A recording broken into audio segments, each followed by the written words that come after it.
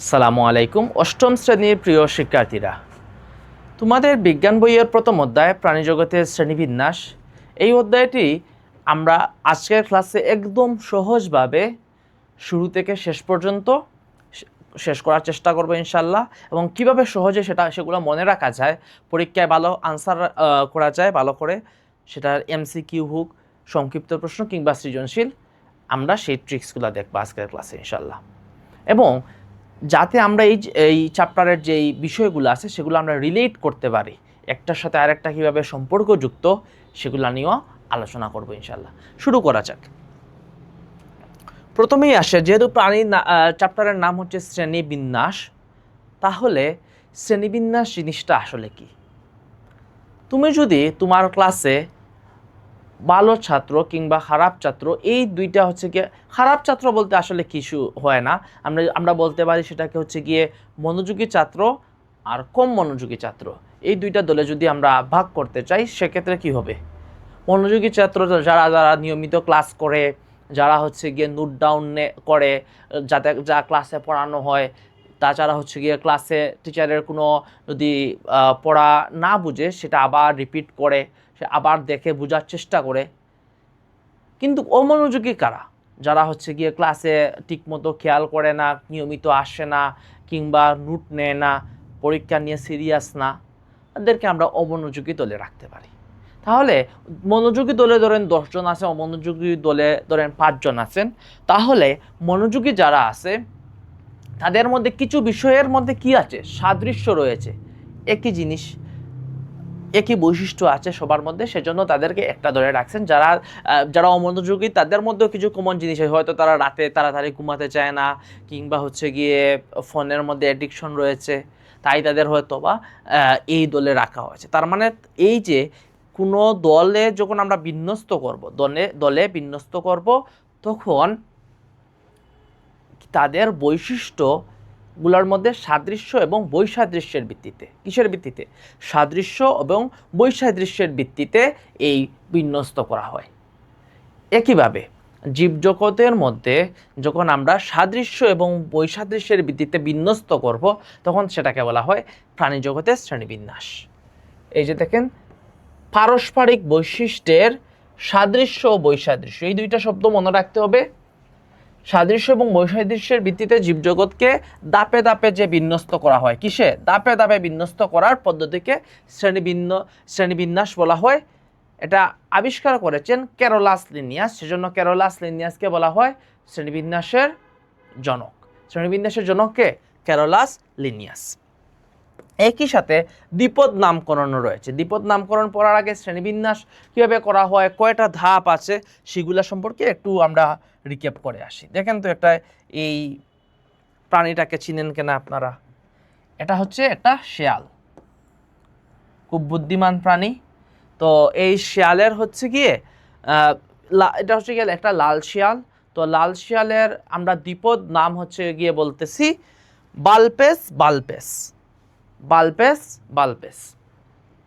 এখন বালপেস হচ্ছে, বালপেস প্রথম অংশ, দ্বিতীয় অংশ। তো বালপেস প্রথম অংশটা হচ্ছে তার গণের নাম। কিসের নাম? গণের নাম। এই যে দেখো, গণ হচ্ছে বালপেস, আর প্রজাতির নাম হচ্ছে, আর গণ আর প্রজাতি দুইটা যুক্ত করে হয় তার প্রজাতির নাম, তার বৈজ্ঞানিক নাম। তাহলে কোনো প্রাণীর বৈজ্ঞানিক নাম যেটা হচ্ছে গিয়ে দ্বিপদ, দ্বিপদ মানে দুইটা পদ। দ্বিপদ মানে কি? দুইটা পদ। প্রথম পদ হচ্ছে তার গণের নাম, দ্বিতীয় পদ তার প্রজাতির নাম। প্রথম পদ কিসের নাম? প্রথম পদ হচ্ছে গিয়ে তার গণের নাম, দ্বিতীয় পদ তার প্রজাতির নাম। এই দুইটা অংশ লিখাকে হচ্ছে গিয়ে বৈজ্ঞানিক নামে প্রকাশ করা হয়। আচ্ছা, তাহলে আর কিভাবে ভাগ করা যায়? প্রথমে তো প্রজাতি, অনেকগুলা, হয়তো বা একটা প্রজাতি থাকতে পারে, কিংবা কয়েকটা প্রজাতি নিয়ে একটা গণ হয়। কয়েকটা প্রজাতি নিয়ে কি হয়? একটা গণ হয়। অনেকগুলা গণের প্রজাতি নিয়ে একটা গোত্র হয়। অনেকগুলা গণ নিয়ে কি হয়? গোত্র হয়। যেমন এই লাল শিয়ালটি, বালপেস বালপেস লাল শিয়ালটি হচ্ছে গিয়ে ক্যানিডে গোত্রের একটা প্রাণী। ক্যানিডে গোত্রের একটা প্রাণী। অনেকগুলা পর্ব মিলে একটা কি হয়? বর্গ হয়, অনেকগুলা গোত্র মিলে কি হয়, একটা বর্গ হয়। এই লাল শিয়ালের বর্গ হচ্ছে গিয়ে সাপদ। লাল শিয়ালের বর্গ কি, সাপদ। এই লাল শিয়ালটা কয়েকটা হচ্ছে গিয়ে বর্গ মিলে একটা শ্রেণী হয়। এটা কোন শ্রেণীর মধ্যে অন্তর্ভুক্ত, এটা হচ্ছে গিয়ে স্তন্যপায়ী। এটা কিসের মধ্যে, স্তন্যপায়ী প্রাণী। এই শ্রেণীর মধ্যে কিন্তু মানুষও রয়েছে, গরু ছাগল সবগুলা কিন্তু স্তন্যপায়ী শ্রেণীর মধ্যে রয়েছে। তাহলে অনেক প্রকার হচ্ছে গিয়ে, কিন্তু মুরগি কি স্তন্যপায়ী? স্তন্যপায়ী যারা যারা হচ্ছে গিয়ে সন্তানকে স্তনের মাধ্যমে হচ্ছে দুধ খাওয়ায় শৈশবে। তো মুরগি তো ডিম পাড়ে, তাহলে মুরগি স্তন্যপায়ী না। এখন হচ্ছে গিয়ে তাহলে মুরগি হচ্ছে গিয়ে, মুরগি কিংবা হচ্ছে গিয়ে হাঁস, পাখি, মাছ, এগুলা স্তন্যপায়ী শ্রেণীর মধ্যে পড়ে না, কিন্তু এরকম ভিন্ন ভিন্ন শ্রেণী রয়েছে যাদের হচ্ছে গিয়ে মেরুদণ্ড রয়েছে। কমন কি আছে, মেরুদণ্ড আছে, সেজন্য সেগুলাকে বলা হয় মেরুদণ্ডী প্রাণী। তারা একই পড়বে, অর্থাৎ মুরগি, টিকটিকি কিংবা আমরা হচ্ছে মানুষ, লাল শিয়াল সবই কিসের মধ্যে, মেরুদণ্ডী পর্বের মধ্যে পড়ি, এটাকে বলা হয় পর্ব। আবার মেরুদণ্ডী হোক অমেরুদণ্ডী হোক, একটা ধরেন কি আছে, ঘাসফড়িং আছে, তেলাপোকা আছে, কেঁচু কিংবা হচ্ছে কৃমি, আমরা সবাই হচ্ছে গিয়ে মানুষ, সবাই হচ্ছে গিয়ে একই জগতের মধ্যে আছি, সেটা হলো গিয়ে প্রাণী জগৎ। সেটা কি, প্রাণী জগৎ। তাহলে মোট কয়টা হায়ারার্কি পেলাম, 7টা জগৎ। জগৎকে ভাগ করা হয় পর্বে, পর্বকে ভাগ করা হয় শ্রেণীতে, শ্রেণীতে ভাগ করা হয় বর্গে, বর্গকে ভাগ করা হয় গোত্রে, গোত্রকে ভাগ করা হয় গণে, গণকে ভাগ করা হয় প্রজাতিতে। আশা করি বিষয়টা আপনাদের কাছে ক্লিয়ার হয়েছে। এখন আসেন আমরা দ্বিপদ নামকরণ সম্পর্কে আরো একটু বিস্তারিত জানব। তো দ্বিপদ নামকরণের মূলত হচ্ছে গিয়ে প্রথম অংশে কি থাকে, প্রথম অংশে গণের নাম, গণ হচ্ছে জেনাস, আর প্রজাতির নাম হচ্ছে গিয়ে সেটাকে স্পেসিসের নাম থাকে। তো মানুষের দ্বিপদ নামকরণ কি, মানুষের দ্বিপদ নামকরণ হচ্ছে হোমো সেপিয়েন্স, হোমো সেপিয়েন্স। ঠিক আছে, হোমো হচ্ছে মানুষের গণের নাম, আর হোমো সেপিয়েন্স মানুষের প্রজাতির নাম। আচ্ছা, তাহলে আমাদের যদি প্রশ্ন করা হয় দ্বিপদ নামকরণ কাকে বলা হয়, এটা খুবই কমন একটা প্রশ্ন, অনেকবার তোমাদের পরীক্ষায় আসছে এবং আবারও পরীক্ষায় আসার সম্ভাবনা রয়েছে। সেটা হলো দ্বিপদ নামকরণ কোনো প্রাণীর নাম যখন দুটি পদ দ্বারা, অর্থাৎ প্রথম অংশ গণ লেখা হয় এবং দ্বিতীয় অংশ তার প্রজাতির নাম লেখা হয়, তখন সেই নামকরণ করার পদ্ধতিকে দ্বিপদ নামকরণ বলে। এইখানে সংজ্ঞাটা খুব সুন্দর করে দেওয়া আছে। একটা জীবের বৈজ্ঞানিক নামের ক্ষেত্রে গণ এবং প্রজাতি দুটি পদ ব্যবহার করে নামকরণ করার পদ্ধতিকে দ্বিপদ নামকরণ বলা হয়। সাথে একটা উদাহরণ দিয়ে দিবা, মানুষের দ্বিপদ নামকরণ হচ্ছে হোমো সেপিয়েন্স। এখন আসেন আমরা আরেকটা জিনিস শিখবো, সেটা হলো গিয়ে ট্যাক্সন। এই এতক্ষণ ধরে আমরা দেখে আসলাম না যে গণ, পর্ব, বিভিন্ন জিনিস, একটা শিয়ালের এই যে প্রজাতি, গণ, গোত্র, বর্গ, শ্রেণী, পর্ব আছে, এইগুলা হচ্ছে গিয়ে মূলত প্রত্যেকটা ধাপ এক একটা ট্যাক্সন, প্রত্যেকটা ধাপকে এক একটা কি বলা হয়, ট্যাক্সন বলা হয়।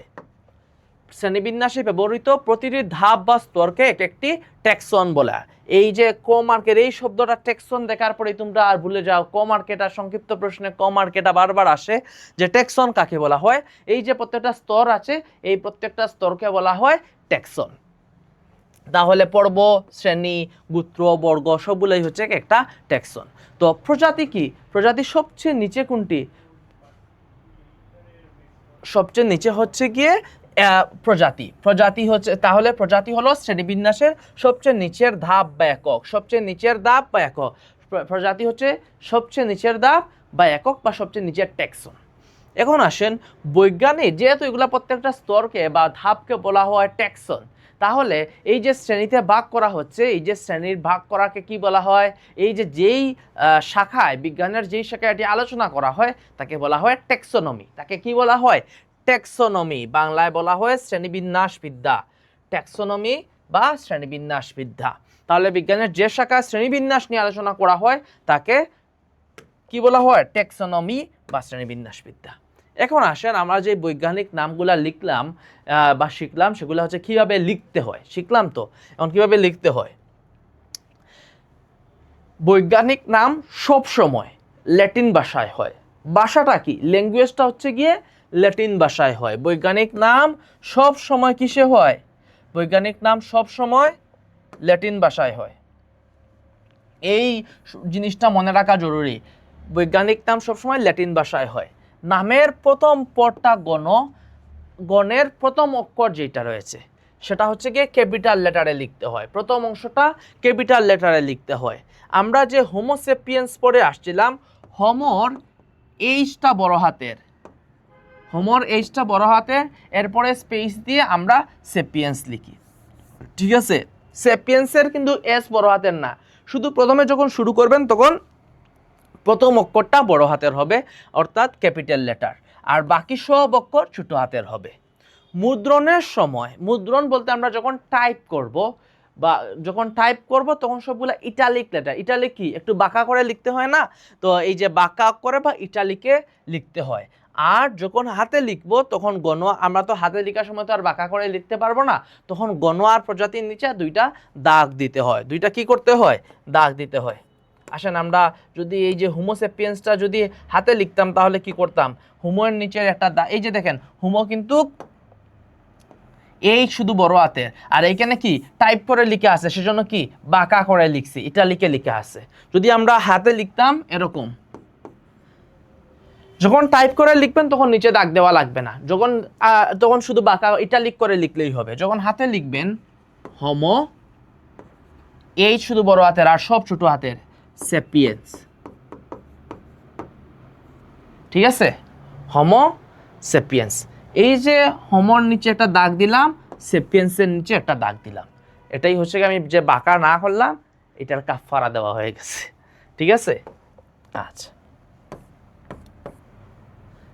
এখন আসেন আমরা এই যে শ্রেণীবিন্যাসের প্রাথমিক যে আলোচনা সেটা তো করে ফেললাম, এখন আসেন আমরা কি কি পর্বে ভাগ করা হয়েছে, কয়টি পর্ব আছে সেগুলো সম্পর্কে একটু জানবো। শ্রেণী জগৎকে প্রধানত হচ্ছে কি একটা কি আছে, জগৎ আছে। জগৎকে আমরা প্রাণী জগৎকে মূলত ভাগ করা হয়েছে কয়টা ধাপে, অনেকগুলা পর্বে ভাগ করা হয়েছে, ধাপ আছে তো 7টার নিচে। তো প্রথম যেই পর্বটা প্রথমেই পর্বে ভাগ করা হয়েছে, একটা পর্বকে এরপরে শ্রেণীতে ভাগ করা হয়েছে, পরবর্তীগুলো পরে আসছে, প্রথমে পর্বে ভাগ করা হয়েছে। তো মেজর নন মেজর সর্বমোট যদি প্রশ্ন আসে যে প্রাণী জগৎকে কয়টি ভাগে ভাগ করা হয়েছে, তাহলে সেটা হবে 33টি পর্ব রয়েছে। অ্যানিমেলিয়া জগতের, অ্যানিমেলিয়া মানে হচ্ছে কি প্রাণী জগতের মোট কয়টি ধাপ আছে, প্রাণী জগতের মোট হচ্ছে গিয়ে 33টি পর্ব রয়েছে। কতটি পর্ব রয়েছে, 33টি পর্ব রয়েছে। এর মধ্যে প্রজাতির সংখ্যাধিক্যের ভিত্তিতে সব পর্বের অনেক বেশি প্রাণী নেই। যেমন ধরেন আপনি মামালিয়া, এই যে করডাটা হচ্ছে মেরুদণ্ডী প্রাণীদের পর্ব। করডাটা পর্বের অসংখ্য প্রাণী, মানুষ থেকে শুরু করে মাছ, কিংবা আমরা যদি বলি ব্যাঙ, টিকটিকি, কুমির, গরু, ছাগল, মহিষ, সব কিছু হচ্ছে কি, সব কিছু হচ্ছে এই পর্বের মধ্যে পড়ে। তাহলে এটা একটা কিন্তু মেজর পর্ব। এরকম মেজর পর্ব আছে মোট 9টা, যেগুলোতে অনেক বেশি প্রাণী রয়েছে, ঠিক আছে। যেসব সংখ্যাধিক্যের ভিত্তিতে মোট 9টাকে মেজর পর্ব, তাহলে মেজর পর্ব কয়টি, 9টি। মেজর পর্ব বলা হয় 9টি। এই 9টাকে কেন মেজর বলা হচ্ছে, কারণ এদের প্রাণী সংখ্যা অনেক বেশি। আর যেগুলোতে প্রাণী সংখ্যা খুবই কম সেগুলোকে বলা হয় নন মেজর পর্ব, নন মেজর পর্ব। তাহলে আমাদের 33টার মধ্যে মোট 33টা হচ্ছে গিয়ে পর্ব, তার মধ্যে 9টি মেজর, তাহলে নন মেজর কয়টা থাকলো, নন মেজর হচ্ছে 24টি পর্ব। 24টি পর্ব হচ্ছে নন মেজর পর্ব। আচ্ছা, এই 9টা পর্বের মধ্যে প্রথম 8টাই হচ্ছে গিয়ে অমেরুদণ্ডী, এদের কি নাই, মেরুদণ্ড নাই। প্রথম 9টি পর্বের মধ্যে প্রথম 8টি পর্বই হচ্ছে গিয়ে অমেরুদণ্ডী, এবং শেষ পর্বের প্রাণীরা, করডাটা পর্বের প্রাণীরা হচ্ছে মেরুদণ্ডী। তাহলে আসেন আমরা একটা একটা করে শুরু করি পর্বগুলা আলোচনা। আমরা যদি একটা ডায়াগ্রামের মধ্যে এই জিনিসটা দেখার চেষ্টা করি, যে অ্যানিমেলিয়া জগৎকে এইখানে শুধু মেজর পর্বগুলার দেওয়া আছে। মেজর পর্ব হচ্ছে প্রথমে পরিফেরা, 9টা পর্বে ভাগ করা হয়েছে, 9টা পর্ব, মেজর পর্ব। Porifera, Cnidaria, Platyhelminthes, Nematoda, Annelida, Arthropoda, Mollusca, Echinodermata এবং কর্ডাটা একটা কি পর্ব। এই প্রথম যে 8টা পর্ব আছে, এই 8টা পর্ব হচ্ছে অমেরুদণ্ডী, কর্ডাটা হচ্ছে গিয়ে মেরুদণ্ডী। সেই কর্ডাটাকে 3টা উপপর্বে ভাগ করা হয়েছে। উপপর্ব কিন্তু মেইন কোনো ধাপ না, এটা হচ্ছে গিয়ে অনেকগুলা হচ্ছে গিয়ে মেইন ধাপের মধ্যে, যেমন ধরো শ্রেণী হচ্ছে একটা মেইন ধাপ বা টেক্সন। সেটাকে আরও আমরা সহজ করার জন্য আমরা কিছু উপশ্রেণীতে ভাগ করেছি বা উপপর্বে ভাগ করেছি। এরকম শ্রেণী একটা কি টেক্সন, পর্ব একটা টেক্সন। সেগুলোকে আরও সহজ করার জন্য, ক্লাসিফাইড করার জন্য আমরা সেগুলোকেও ভাগ করি উপপর্বে, উপশ্রেণীতে, তাই না? তা সেরকম এই যে পর্বকে আমরা উপপর্বে ভাগ করা হয়েছে 3টা। কোন পর্বকে? কর্ডাটা পর্বকে 3টে উপপর্বে ভাগ করা হয়েছে: ইউরোকর্ডাটা, সেফালোকর্ডাটা এবং ভার্টিব্রাটা। আমরা এগুলো নিয়ে বিস্তারিত বলবো কেন এটা 3টাকে আলাদা ভাগ করা হলো। এই ভার্টিব্রাটা উপপর্বের অনেকগুলা শ্রেণীতে ভাগ করা হয়েছে। কয়টা শ্রেণী? 7টা শ্রেণীতে ভাগ করা হয়েছে। ভার্টিব্রাটাকে 7টা শ্রেণীতে ভাগ করা হয়েছে: সাইক্লোস্ট্রমাটা, কন্ডিকট্রিস, অস্টিকটিস, উভচর, সরীসৃপ, পক্ষীকুল আর স্তন্যপায়ী। এই স্তন্যপায়ী শ্রেণীর মধ্যে আমরা মানুষরা আছি, তাই না? এটার মধ্যে কিন্তু ওই লাল শিয়ালটাও ছিল। তাই এটাকে, এই শ্রেণীকে আরও ভাগ করা হয়েছে। শ্রেণীতে ভাগ করে বিভিন্ন বর্গে ভাগ করা হয়েছে। সেই বর্গকে আরও বিভিন্ন গোত্রে ভাগ করা হয়েছে। সেই গোত্রতে মধ্যে একটা প্রাণী হচ্ছে, সেই গোত্রের মধ্যে কিন্তু বানর, শিম্পাঞ্জিরাও ছিল, তাই না? সেই গোত্র থেকে আরও ক্লাসিফায়ার, কারণ শিম্পাঞ্জি, বানর এরা কিন্তু এদের বৈশিষ্ট্য মানুষের কিছুটা কাছাকাছি রয়েছে, সেজন্য এগুলো একই গোত্রের মধ্যে আছে। সেখান থেকে আমরা সেই গোত্র থেকে মানুষ প্রজাতি আসছে, তাই না? এখন আসেন আমরা এই যে পর্বগুলা নিয়ে আরো বিস্তারিত জানব। প্রত্যেকটা প্রাণীকেই আল্লাহ আলাদা আলাদা করে সৃষ্টি করেছেন, ঠিক আছে? কিন্তু সেই পর্বগুলার মধ্যে যে সাদৃশ্যগুলো রয়েছে, যেমন মানুষের আর একটা শিম্পাঞ্জির মধ্যে অনেকগুলা সাদৃশ্য রয়েছে, সেই সাদৃশ্যগুলোর ভিত্তিতেই মূলত তাদেরকে একই গোত্রের মধ্যে রাখা হয়েছে। টিকটিকি আর মানুষ কি একই? কিন্তু সেই টিকটিকি এবং মানুষকে একই পর্বের মধ্যে রয়েছে, কারণ তাদের জাস্ট কিছু মিল রয়েছে, তাদের উভয়ের কি রয়েছে? মেরুদণ্ড রয়েছে, সেজন্য। তাই মিল থাকা মানেই, সাদৃশ্য থাকা মানেই, একই গোত্রের মধ্যে থাকা মানেই একটা থেকে আরেকটা ডেভেলপ হয়েছে, এই চিন্তাটা ভুল। আল্লাহ সুবহানাহু ওয়া তাআলা আমাদের প্রত্যেকটা প্রজাতিকে আলাদা আলাদাভাবে সৃষ্টি করেছেন। এখন আসেন আমরা পরিফেরা পর্বের যেই প্রাণীগুলা রয়েছে, প্রথম পর্ব, এবং এটা হচ্ছে গিয়ে সবচেয়ে সরল। এই পর্বগুলা যে বিজ্ঞানীরা ভাগ করেছেন সেগুলো হচ্ছে গিয়ে মূলত প্রথমে একদম সরলতম প্রাণী থেকে আস্তে আস্তে যেগুলো জটিল প্রাণী রয়েছে, জটিল বলতে আরও বেশি হচ্ছে গিয়ে অবশ্যই বহুকোষী প্রাণী। বহুকোষী প্রাণীর মধ্যেও তারা চিন্তার দিক থেকে আরও উন্নত অথবা গঠনের দিক থেকে আরও উন্নত, সেইভাবে সেগুলোকে ভাগ করা হয়েছে। এখন আসেন প্রথমে পরিফেরা পর্বের প্রাণীরা। পরিফেরা এই শব্দটা মূলত ফুরাস এবং ফেরি, এই দুইটা শব্দ থেকে এসেছে।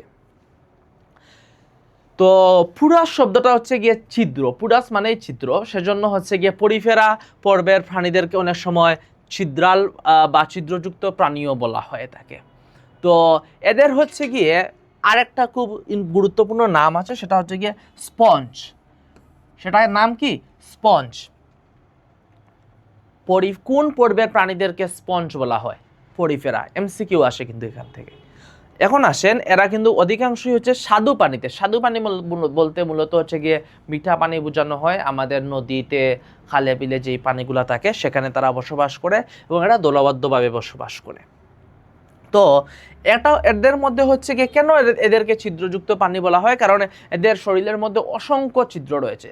এবং একটা গুরুত্বপূর্ণ প্রশ্ন হচ্ছে, এরা হচ্ছে গিয়ে যে বহুকোষী প্রাণীর মধ্যে সবচেয়ে সরলতম এরা।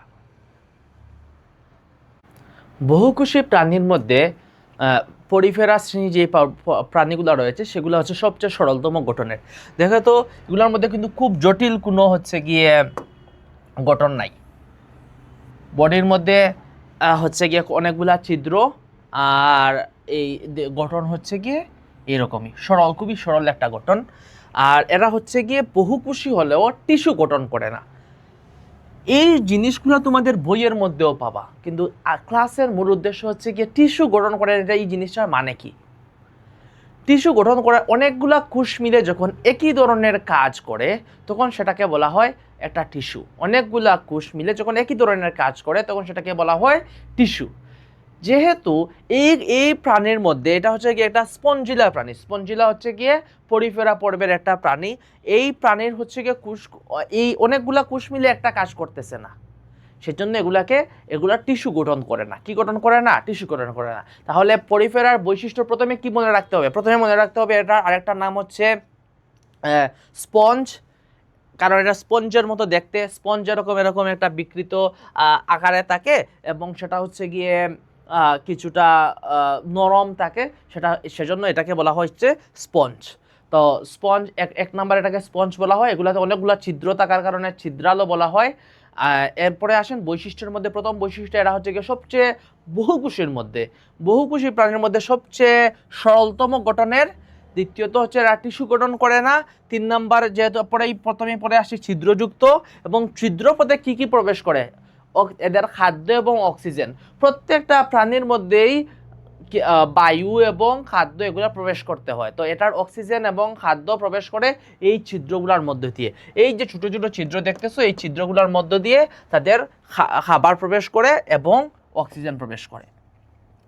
এরপরের গুরুত্বপূর্ণ বৈশিষ্ট্য, এদের কোনো পৃথক সুগঠিত কলা অঙ্গতন্ত্র থাকে না। কলা অঙ্গতন্ত্র থাকে না। এখন আমরা বলেছিলাম যে অনেকগুলা কোষ মিলে যখন একই কাজ করে তখন সেটাকে টিস্যু বলা হয়।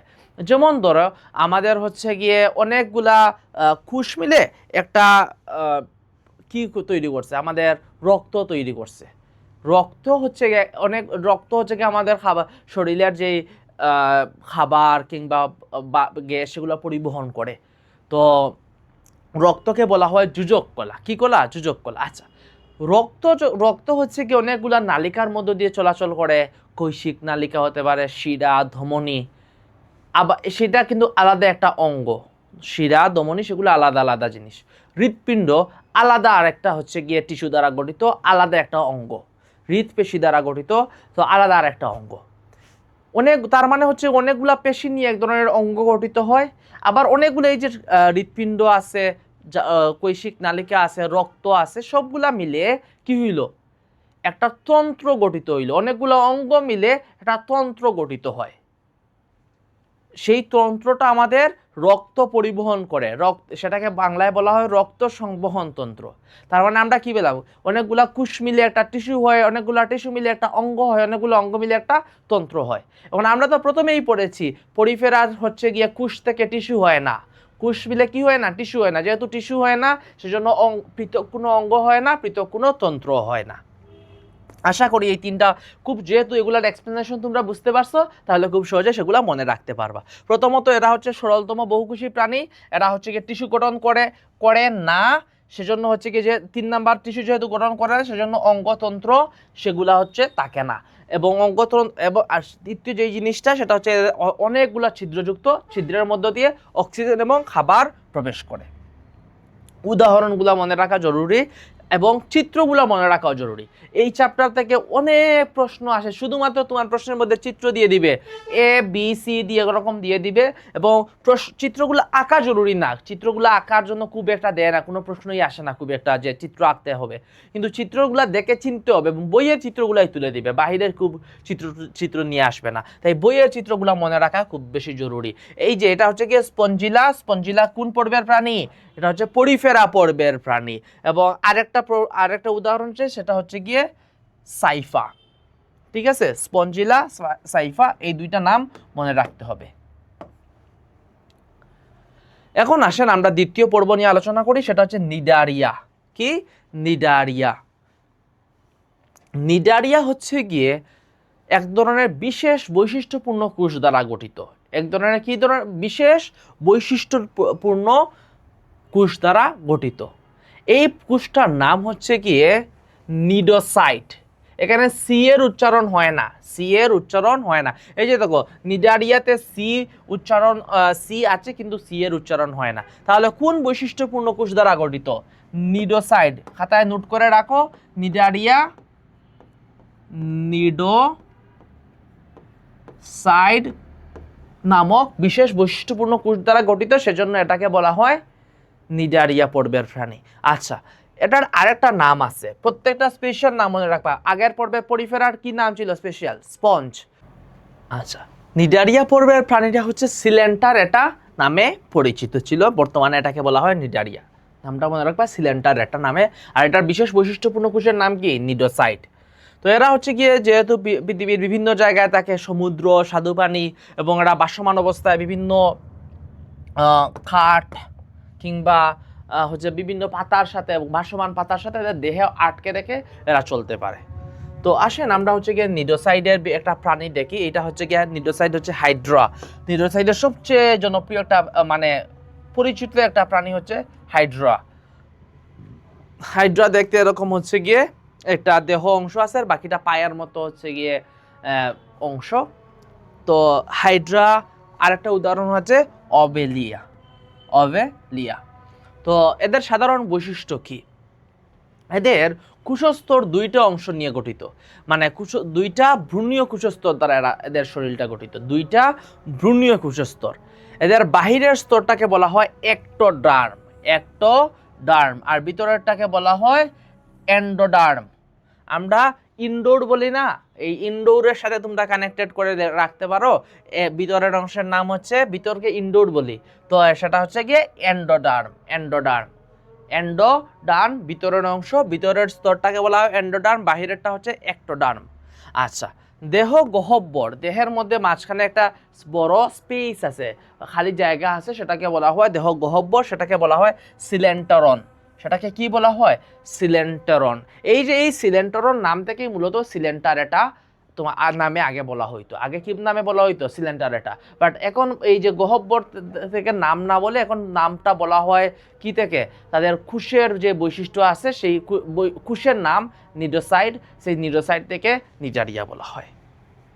আচ্ছা, তো এই যে এরা একাধারে কি করে, এই ভিতরে যে গহ্বরটা সিলেন্টারন গহ্বর, নিডারিয়া পর্বের গহ্বরের নাম কি? সিলেন্টারন। সিলেন্টারন গহ্বর কি করে একাধারে পরিপাক করে সংবহনে অংশ নেয়।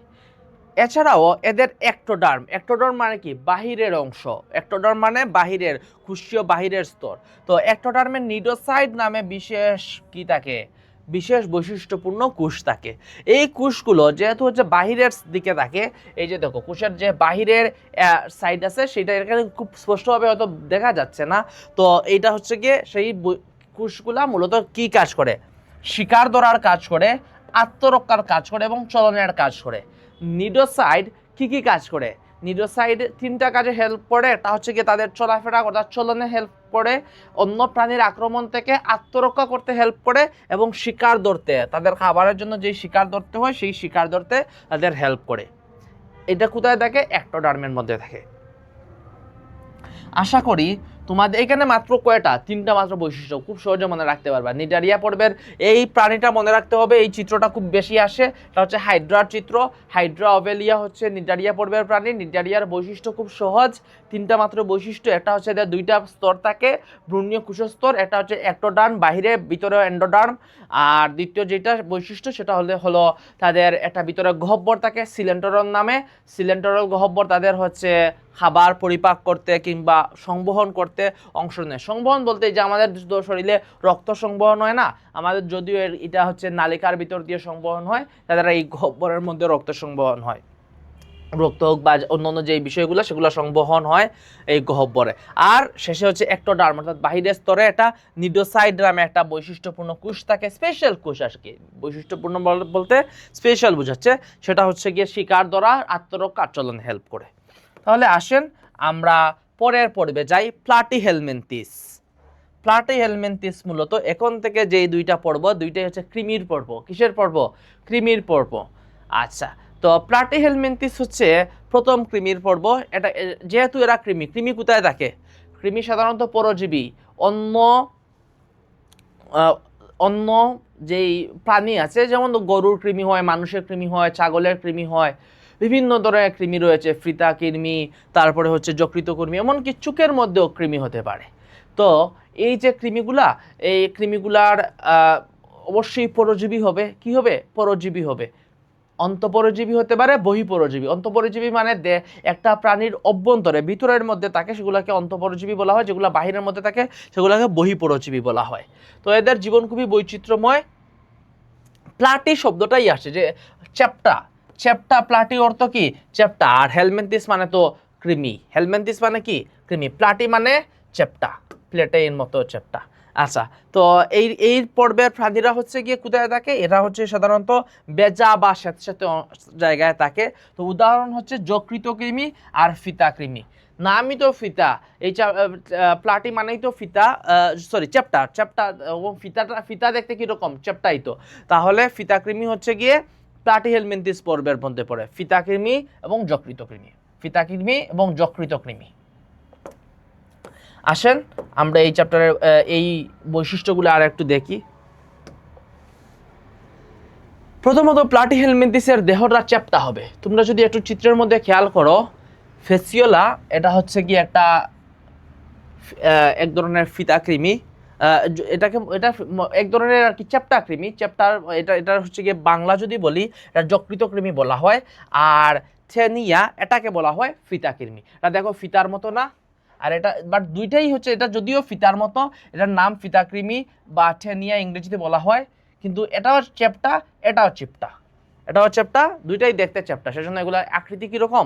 চ্যাপ্টা আকৃতির। এবং এরা উভয় লিঙ্গ। এটা কোন ধরনের? এদের লিঙ্গ হচ্ছে উভয় লিঙ্গ। এরা বহিঃপরজীবী অন্তঃপরজীবী দুইটাই হতে পারে। এদের কিউটিকল দ্বারা, এদের দেহ কিউটিকল নামে পুরো প্রত্যেকটা প্রাণীরই আমরা সামনে দেখব বিভিন্ন ধরনের হচ্ছে আবরণ দ্বারা আবৃত থাকে। তো এদের আবরণের নাম হচ্ছে কিউটিকল। এদের চুষক এবং আংটা থাকে। এরা যে হচ্ছে গিয়ে রক্ত চুষবে বা এদের খাবার শোষণ করবে, এটা হচ্ছে কিভাবে শোষণ করে? এই চুষক এবং আংটা দ্বারা। এদের শিকা অঙ্গ থাকে। কি থাকে? শিকা অঙ্গ। এটা হচ্ছে কি মূলত রেচনের কাজ করে। রেচন মানে হচ্ছে কি, আমরা যে খাবারগুলা খাই সেগুলো হচ্ছে কি আমাদের পরিপাকতন্ত্রে পরিপাক হয়, এরপরে আমাদের কি হয়? সেগুলা দেহের বাহিরে নিয়ে যাইতে হয়। সেটা আমরা মলমূত্র কিভাবে ত্যাগ করি? আমাদের মল ত্যাগের জায়গা দিয়ে কিংবা মূত্রনালী দিয়ে আমরা হচ্ছে গিয়ে সেগুলা ত্যাগ করি। এই যে আমরা এইগুলা কোনো আমাদের দেহে যেগুলা অতিরিক্ত কিংবা যেগুলা বিষাক্ত সেগুলা বাহিরে বের করার যে প্রক্রিয়াটা, সেটাকে বলা হয় রেচন। এই রেচনের কাজ করে কৃমির ক্ষেত্রে। এই রেচনের কাজটা কে করে? শিকা অঙ্গ দ্বারা সে করে থাকে। শিকা অঙ্গ দ্বারা এটা তার রেচন অঙ্গ হিসাবে কাজ করে। পুষ্টিতন্ত্র অসম্পূর্ণ বা অনুপস্থিত। এদের আলাদা করে যে পুষ্টি শোষণ হবে এরা নিজেরাই তো অন্যের পুষ্টি শোষণ করে, তাই এদের দেহে আর আলাদা করে নিজেদের হচ্ছে গিয়ে পুষ্টি শোষণ করে শরীরে পৌঁছে দেওয়ার যেই তন্ত্র, সেটা গঠিত নাই, বা গঠিত থাকলে সেটা হচ্ছে অসম্পূর্ণ। উদাহরণ কি মনে রাখবা? ফেসিওলা বা যকৃত কৃমি, টেনিয়া বা ফিতা কৃমি। এখন আসে নেমাটোডা। এই নেমাটোডা মূলত আগে হচ্ছে গিয়ে নেমাথেলমিনথিস, যে প্লাটিহেলমিনথিসের মতো এটা নেমাথেলমিনথিস বলা হইতো, কারণ তেলমিনথিস মানে তো কৃমি। তো এই যে নেমাটোডা নাম নেমা আসে, নেমা অর্থ হচ্ছে গিয়ে সুতা বুঝায়। নেমা অর্থ কি? সুতা বুঝায়। এই পর্বের প্রাণীরা মূলত কৃমি। তো আমরা নেমা অর্থ সুতা, তাহলে এখানে কি সুতাকৃমি বলতে পারি, এখানের সুতাকৃমি বলতে পারি এই পর্বের প্রাণীগুলোকে। তো এগুলো একইভাবে এগুলা বেশিরভাগই কি হয়? পরজীবী, অবশ্যই পরজীবী, কিন্তু কোন ধরনের পরজীবী? অন্তঃপরজীবী হয়। এগুলা কি হয়? অর্থাৎ প্রাণীর দেহের অভ্যন্তরে এরা বসবাস করে। এরা বেশি হচ্ছে গিয়ে, তবে কিছু কিছু ক্ষেত্রে এরা পরজীবী হতে পারে, তবে বেশিরভাগ এরা অন্তঃপরজীবী হয়। বহিঃপরজীবীও কিছু ক্ষেত্রে হতে পারে। তো প্রাণীর ক্ষেত্রে এরা কোথায় অন্তঃপরজীবী কোন জায়গায় বসবাস করে? অন্ত্রের মধ্যে বসবাস করে আর রক্তের মধ্যে বসবাস করে। অন্ত্র আমাদের পেটের মধ্যে একটা অংশকে অন্ত্র বলা হয়, আর রক্ত তো আর আমরা জানি রক্তের মধ্যে বসবাস করে।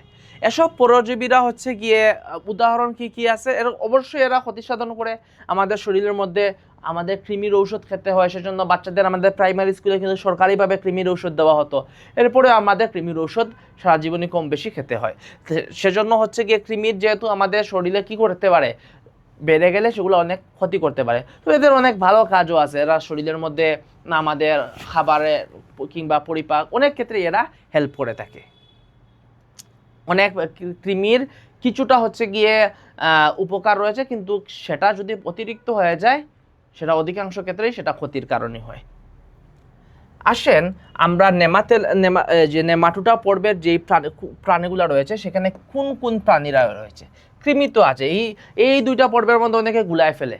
যকৃত কৃমি আর ফিতা কৃমি, এগুলো আমরা আগের হচ্ছে গিয়ে পর্বে পড়ে আসছি। সেটা হলো গিয়ে আমরা চ্যাপ্টা কৃমি, সেগুলো দুইটাই দেখতেই চ্যাপ্টা, সেজন্য সেটা চ্যাপ্টা কি প্লাটিহেলমিনথিস, আগের পর্বে পড়ে আসছি। আর এখন হচ্ছে কি আমরা সবগুলো পড়ব গুল কৃমি, ফাইলেরিয়া কৃমি, চুকের কৃমি। এই তিনটা কি কি, গুল কৃমি, চুকের কৃমি আর ফাইলেরিয়া। এগুলো সবগুলোই কিন্তু এগুলো চ্যাপ্টা না, সবগুলো খুবই সরু হয়, ছোটো ছোটো হয়। এদের বৈশিষ্ট্য কি কি, এই যে বৈশিষ্ট্য হচ্ছে কি এরা নলাকার এবং পুরু হয়। দেখো তো এরা দেহটা হচ্ছে কি অনেকটা নলের মতো না, ছোটো ছোটো পাইপের মতো। আচ্ছা, তো এইটা হচ্ছে কি মূলত একটা গুলকৃমির চিত্র, এটা কি গুলকৃমির একটা চিত্র। এছাড়াও হচ্ছে গিয়া এদের পৌষ্টিক নালী সম্পূর্ণ। পৌষ্টিক নালী সম্পূর্ণ মানে একদম এদের আমাদের পৌষ্টিক নালী কোথায় থেকে শুরু, মুখ থেকে শুরু এবং পাইপতে গিয়ে শেষ হয়। এটা এই পুরাটা এটার মধ্যে কি আছে, গলা আছে, তারপরে হচ্ছে গিয়ে আমাদের খাদ্যনালী আছে, আমাদের পাকস্থলী আছে, অন্ত্র আছে, তাছাড়াও সেখানে আমাদের ওই যে বৃহদান্ত্র, ক্ষুদ্রান্ত এগুলা শেষ হয়ে এরপরে আমাদের মলগুলা পাইপথ দিয়ে বের হয়। একটা খাবার ঢুকে সেটা হচ্ছে কি আমাদের এই পুরাতন্ত্রের মধ্য দিয়ে গিয়ে পাইপথ দিয়ে বের হয়। এই যে প্রক্রিয়াটা, এটা হচ্ছে পৌষ্টিক নালী, পৌষ্টিকতন্ত্র, এটা এই পুরা নালীটাকে পৌষ্টিক নালী বলা হয়। এই কৃমির এই কৃমিটার হচ্ছে গিয়ে কিভাবে পৌষ্টিক নালী আছে, মুখ আছে, পায়ুছিদ্র আছে। আগের কিন্তু আমাদের প্লাটিহেলমিনথিস আগের পর্বে কিন্তু পৌষ্টিক নালী ছিল না, এটা মনে রাখতে হবে। নেমাটোডার পৌষ্টিক নালী আছে, আগেরটার পৌষ্টিক নালী নাই। শ্বসনতন্ত্র, সংবহনতন্ত্র অনুপস্থিত। এদের পৌষ্টিক নালী থাকলেও শ্বসনতন্ত্র এবং সংবহনতন্ত্র অনুপস্থিত। প্লাটিহেলমিনথিস ছিল উভয় লিঙ্গ, প্লাটিহেলমিনথিস আগেরটা কি ছিল উভয় লিঙ্গ, আর নেমাটোডা হচ্ছে কি এক লিঙ্গ। দেহ অনাবৃত এবং প্রকৃত সিলম নেই, কিন্তু দেহ কি নেই, প্রকৃত সিলম নেই এবং দেহ অনাবৃত। আগে কিন্তু হচ্ছে গিয়ে এই যে প্লাটিহেলমিনথিসের দেহ কিন্তু আবৃত ছিল, কি দিয়ে আবৃত ছিল, কিউটিকলে পর্দা দ্বারা আবৃত ছিল, আবরণ দ্বারা আবৃত ছিল। তো উদাহরণ কি কি, চুকের কৃমি আর গুল কৃমি। চুকের কৃমির একটা নাম আছে লুয়া লুয়া, চুকের কৃমিকে কি বলা হয়, লুয়া লুয়া। এখন আসেন আমরা 5 নাম্বার পর্বে চলে আসছি, অ্যানালিডা পর্বে। অ্যানালিডা পর্বের প্রাণীরা কারা এবং এদের বৈশিষ্ট্য। আমরা তো হচ্ছে গিয়ে সবাই জুক কিংবা কেঁচো দেখেছি, বৃষ্টির দিনে ঘাস কিংবা একটু বাইরে দিকে মাঠের দিকে গেলে আমাদের জুক অনেক সময় আক্রমণ করে, খেলাধুলার সময় জুক হচ্ছে গিয়ে পায়ের মধ্যে। এই জুক হচ্ছে এই পর্বের প্রাণী, অ্যানালিডা পর্বের প্রাণী। তাহলে জুক কেঁচো কোন পর্বের প্রাণী, জুক কেঁচো অ্যানালিডা পর্বের প্রাণী। অ্যানালিডা পর্বের অ্যানালাস যে শব্দটা, এই শব্দ থেকে মূলত অ্যানালিডা আসছে। তো অ্যানালাস হচ্ছে কি অর্থ আংটি, অ্যানালাস অর্থ কি আংটি, অ্যানালাস অর্থ আংটি। তাহলে এই যে এই শব্দটা মানে এরা হচ্ছে কি এই আংটার মতো এদের দেহের মধ্যে অনেকটা থাকে। তো এদের বৈশিষ্ট্য কি কি, এদের বৈশিষ্ট্য নলাকার, খণ্ডায়িত। খণ্ডায়িত মানে এই যে দেখো এই যে আংটির মতো, আংটি কিরকম থাকে, এরকম একটা আংটি থাকে না, এই মনে করুন 10টা আংটা একসাথে একটার সাথে আরেকটা এরকম যুক্ত আছে, ঠিক আছে। এদের প্রত্যেকটা অংশ এরকম খণ্ড খণ্ড খণ্ড খণ্ড খণ্ড খণ্ড দেখতে মনে হয় বাহির থেকে। তোমরা এই কেঁচো যদি দেখে থাকো, দেখে দেহ দেখবা অনেকটা খণ্ড খণ্ড খণ্ড খণ্ড। এটাই মূলত হচ্ছে গিয়ে তোমাদের বলা হচ্ছে যে এদের দেহ হচ্ছে খণ্ডায়িত, এদের দেহ কি খণ্ডায়িত। এবং এদের একটা রেচনাঙ্গ থাকে, এদের রেচনাঙ্গের নাম হচ্ছে নেফ্রাডিয়া। নেফ্রিডিয়া রেচনাঙ্গ থাকে, নেফ্রিডিয়া রেচনাঙ্গ থাকে এবং প্রতিটা খণ্ডে সিটা থাকে। কি থাকে? সিটা। সিটা দিয়ে মূলত কি কাজ? সিটা দিয়ে ওরা মূলত চলাচলের কাজ করে। কি কাজ করে? চলাচলের কাজ করে। শুধুমাত্র জুকের হচ্ছে গিয়ে সিটা থাকে না, সিটা দিয়ে কি কাজ করে? চলাচলের কাজ করে। আর এদের হচ্ছে গিয়ে রেচনাঙ্গের নাম কি? নেফ্রিডিয়া। তো জুক আর কেঁচো হচ্ছে এটার উদাহরণ। জুক আর কেঁচো হচ্ছে এটার উদাহরণ। এখন আসেন আর্থ্রোপোডা। পৃথিবীর সবচেয়ে হচ্ছে গিয়ে বড় বৃহত্তম যেই পর্ব সেটা হচ্ছে গিয়ে আর্থ্রোপোডা। এই পর্বের প্রাণীরা একই দিকে হচ্ছে গিয়ে সংখ্যার দিক থেকে যেরকম পৃথিবীতে বৃহত্তম, এবং একইভাবে এরা হচ্ছে গিয়ে এই পৃথিবীতে বহু বছর ধরে এরা টিকে আছে। শতাব্দী কাল থেকে এরা, বিলিয়ন বছর থেকে। তেলাপোকাকে বলা হয় ডাইনোসরের আমলের একটা প্রাণী। বুঝতে পারছেন? এই তেলাপোকা কিন্তু এই আমাদের আর্থ্রোপোডা পর্বের প্রাণী। তো আসেন আমরা শুরু করি এই বৃহত্তম পর্বের বৈশিষ্ট্যগুলা কি আছে। আর্থ্রোপোডা পর্বের প্রাণীরা সারা বিশ্বের বিভিন্ন জায়গায় ছড়িয়ে আছে, যেটা আমাদের একদম সমুদ্রের পুকুর থেকে শুরু করে নদী কিংবা আমাদের বাসাবাড়ির যেই তেলাপোকা রয়েছে, মাঠে ঘাটে যেই ঘাস ফড়িংগুলো রয়েছে, সেগুলো সবগুলোই হচ্ছে গিয়ে মূলত কিসের মধ্যে পড়ে? আর্থ্রোপোডা পড়বে। আমাদের খুব প্রিয় একটা প্রাণী প্রজাপতি, সেই প্রজাপতি হচ্ছে গিয়ে আর্থ্রোপোডা পর্বের প্রাণী, এবং এটা সবচেয়ে সর্ববৃহৎ প্রাণী। এই সব লাইনটা খুব মনে রাখতে হবে। প্রাণী জগতের কোন পর্বটি সবচেয়ে বৃহত্তম? সবচেয়ে বৃহত্তম পর্ব হচ্ছে গিয়ে আর্থ্রোপোডা পর্বের প্রাণী। তাই এই পর্ব থেকে অনেক বেশি, এখন পর্যন্ত যেই আমরা যতগুলো পর্ব পড়েছি তার মধ্যে হচ্ছে গিয়ে তোমরা 5 স্টার ধরে নিতে পারো এই পর্বটা। এই আর্থ্রোপোডা পর্বের প্রাণীগুলোর মধ্যে কি কি আছে? আরশোলা, তারপরে হচ্ছে গিয়ে আমরা যেটাকে তেলাপোকা বলে থাকি, তো প্রজাপতি, সবগুলাই মূলত হচ্ছে গিয়ে কিসের মধ্যে পড়ে? সবগুলাই হচ্ছে আর্থ্রোপোডা পর্বে। তো এটা তিনটা, এদের শরীর তিনটা অংশে বিভক্ত। দেখো তো, খেয়াল করো। এটা প্রথমে হচ্ছে গিয়ে এদের মস্তক। মস্তক মানে এই যে মাথার যেই অংশটা, মস্তক মানে কি? মাথার যেই অংশটা। এরপরে উদর আর বক্ষ। উদর মানে হচ্ছে কি মূলত পেট বোঝায়, আর বক্ষ হচ্ছে গিয়ে বুক। তো বুকের যে অংশটা সেটা হচ্ছে ভিতরের দিক থেকে দেখলে এটা উপরিভাগ আমরা সহজে বুঝতে পারতেছি না, কিন্তু ভিতরের দিক দিয়ে আমরা উদর হচ্ছে গিয়ে নিচের অংশ আর বক্ষ উপরের অংশ। তো বুকের অংশটাকে উদর বলা হয়, বুকের অংশটাকে বক্ষ বলা হয়, এবং পেটের অংশটাকে উদর বলা হয়। এখন আসেন এদের উপাঙ্গ বিদ্যমান। উপাঙ্গ মানে হচ্ছে এদের যে এই পা গুলো আছে না, এবং এই পা গুলাকে মূলত এই যে উপাঙ্গ বলা হয়। প্রত্যেকটা দেখবে এরকম হচ্ছে গিয়ে মশা, যেরকম মশাও কিন্তু আর্থ্রোপোডা পর্বের প্রাণী। উপাঙ্গ বিদ্যমান। মাথায় এক জোড়া পুঞ্জাঙ্কি ও অ্যান্টেনা। পুঞ্জাঙ্কি মূলত হচ্ছে গিয়ে ছোট ছোট অনেকগুলা চোখ মিলে হচ্ছে গিয়ে পুঞ্জাঙ্কি গঠিত হয়। এই সামনের দিকে ছোট যে একটা অংশ থাকে সেটাকে বলা হয় চুকের মতো, সেটাগুলোকে পুঞ্জাঙ্কি বলা হয়। এবং দুইটা অ্যান্টেনা থাকে। দুইটা কি থাকে? অ্যান্টেনা থাকে। এগুলা হচ্ছে গিয়ে তাদের অ্যান্টেনা। এদেরকে কি বলা হয়? অ্যান্টেনা। তাদের পুঞ্জাঙ্কি এবং অ্যান্টেনা। এই পর্বের বৈশিষ্ট্য আসলেই এদের পুঞ্জাঙ্কি অ্যান্টেনা থাকে, এইটা লিখতেই হবে, মাস্ট। এদের কয় জোড়া থাকে? এক জোড়া পুঞ্জাঙ্কি ও অ্যান্টেনা থাকে মাথার মধ্যে। এদের উপাঙ্গ বিদ্যমান। আচ্ছা, এদের শরীর কিভাবে কয়টা অংশ বিভক্ত? তিনটা অংশ। একটা হলো কি এদের মাথা, আর একটা বক্ষ, আর একটা উদর মানে পেট। আচ্ছা, তাহলে এদের নরম কাইটিন সমৃদ্ধ, এদের নরম দেহটা ভিতরের অংশ নরম, কিন্তু তেলাপোকার ভিতরের অংশটা নরম হলে উপরের যে অংশটা এটা কিন্তু খুবই একটা শক্ত থাকে। এই যে উপরের শক্ত অংশটা এটাকে বলা হয় কাইটিন। এটাকে কি বলা হয়? কাইটিন বলা হয়। এই যে এইটা মূলত কাইটিন দ্বারা তৈরি একটা হচ্ছে গিয়ে আবরণ, কাইটিন সমৃদ্ধ একটা আবরণ। তো এই নরম দেহটা কাইটিন সমৃদ্ধ শক্ত আবরণ দ্বারা গঠিত। মালপিজিয়ান নালিকা নামক রেচনাঙ্গ থাকে। আমরা আগের প্রত্যেকটাতে এক একটা রেচনাঙ্গ দেখেছিলাম। তো এইটা আমাদের আর্থ্রোপোডা পর্বের প্রাণীদের রেচনাঙ্গের নাম কি? মালপিজিয়ান অঙ্গ।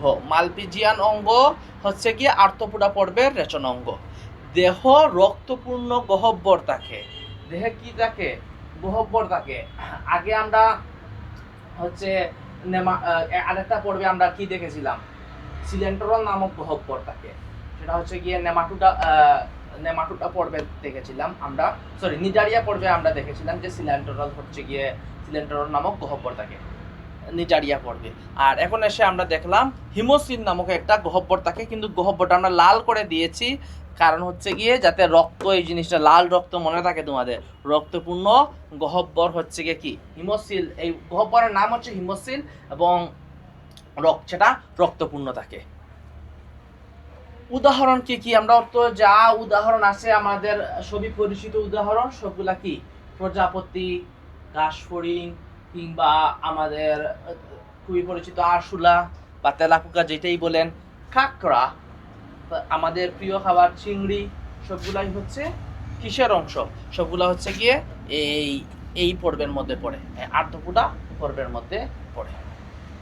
আচ্ছা, তাহলে আমরা আর্থ্রোপোডা পর্বের কি কি মনে রাখতে হবে? এটা খুবই 5 স্টার একটা অংশ। এটা কি সবচেয়ে বৃহত্তম পর্ব, এটা মনে রাখতে হবে, 1 নাম্বার। দ্বিতীয়ত হচ্ছে কি এটা শরীর 3টা অংশে বিভক্ত, সেটা হচ্ছে উদর, বক্ষ, মস্তক, বা মস্তক, বক্ষ, উদর। এরপরে হচ্ছে এটা শরীর সন্ধিযুক্ত, সন্ধি মানে বিভিন্ন অংশ একসাথে কানেক্ট করা।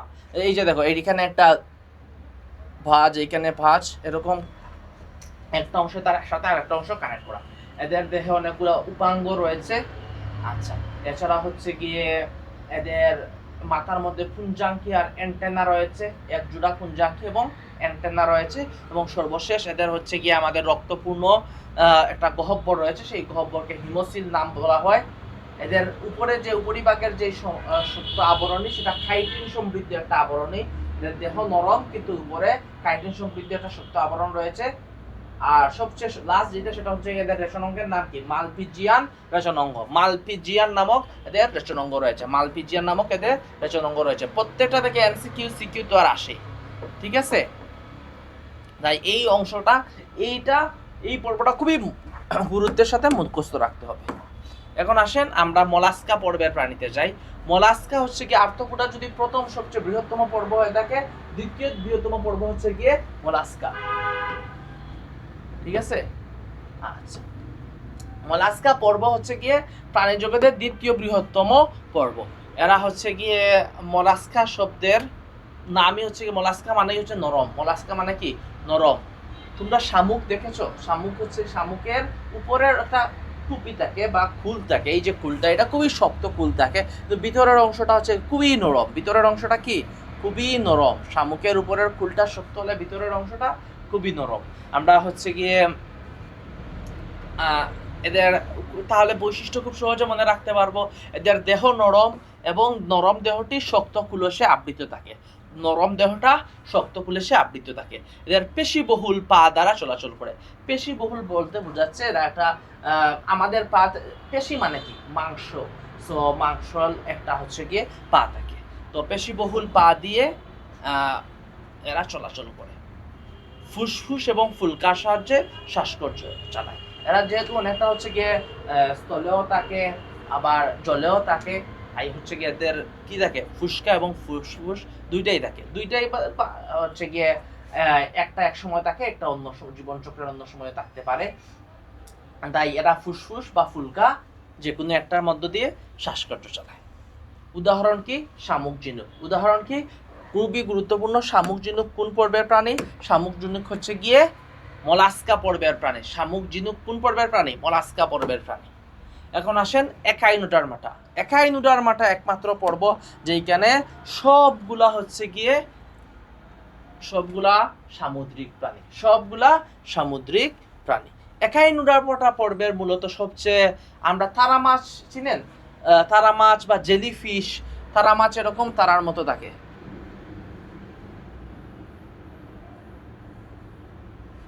বুঝতে পারছেন? আমি এখানে সম্ভবত 6টা দিয়ে ফেলেছি, এটা একটা ভুল।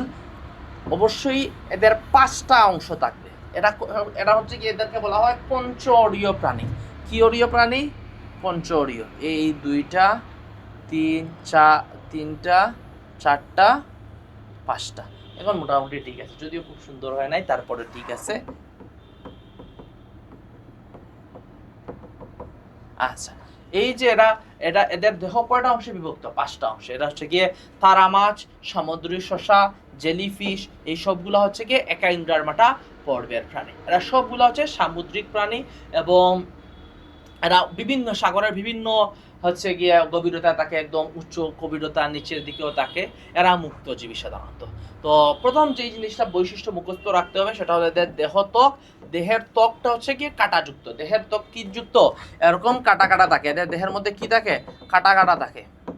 সমুদ্র শসা যদি দেখে থাকো তাহলে সেটাকে কি কাটা কাটা থাকে।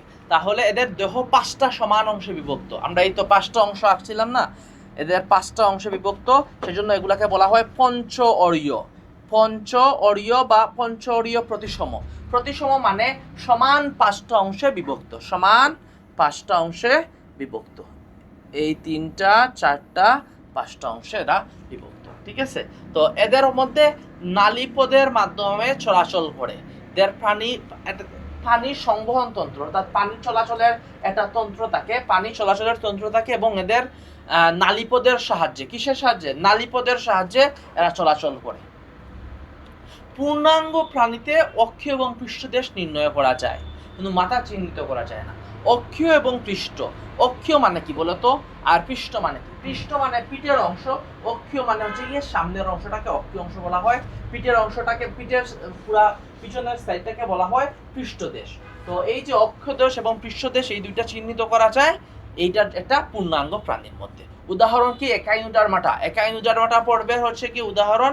তারা মাছ, সমুদ্র শসা, তারপরে জেলিফিশ, এগুলা, ঠিক আছে। এখন আমরা আসছি আমাদের পর্বে। আমাদের পর্বের নাম কি? করডাটা। মানুষ কোন পর্বের প্রাণী? করডাটা পর্বের প্রাণী। করডাটার মধ্যে মূলত করডাটা আসছে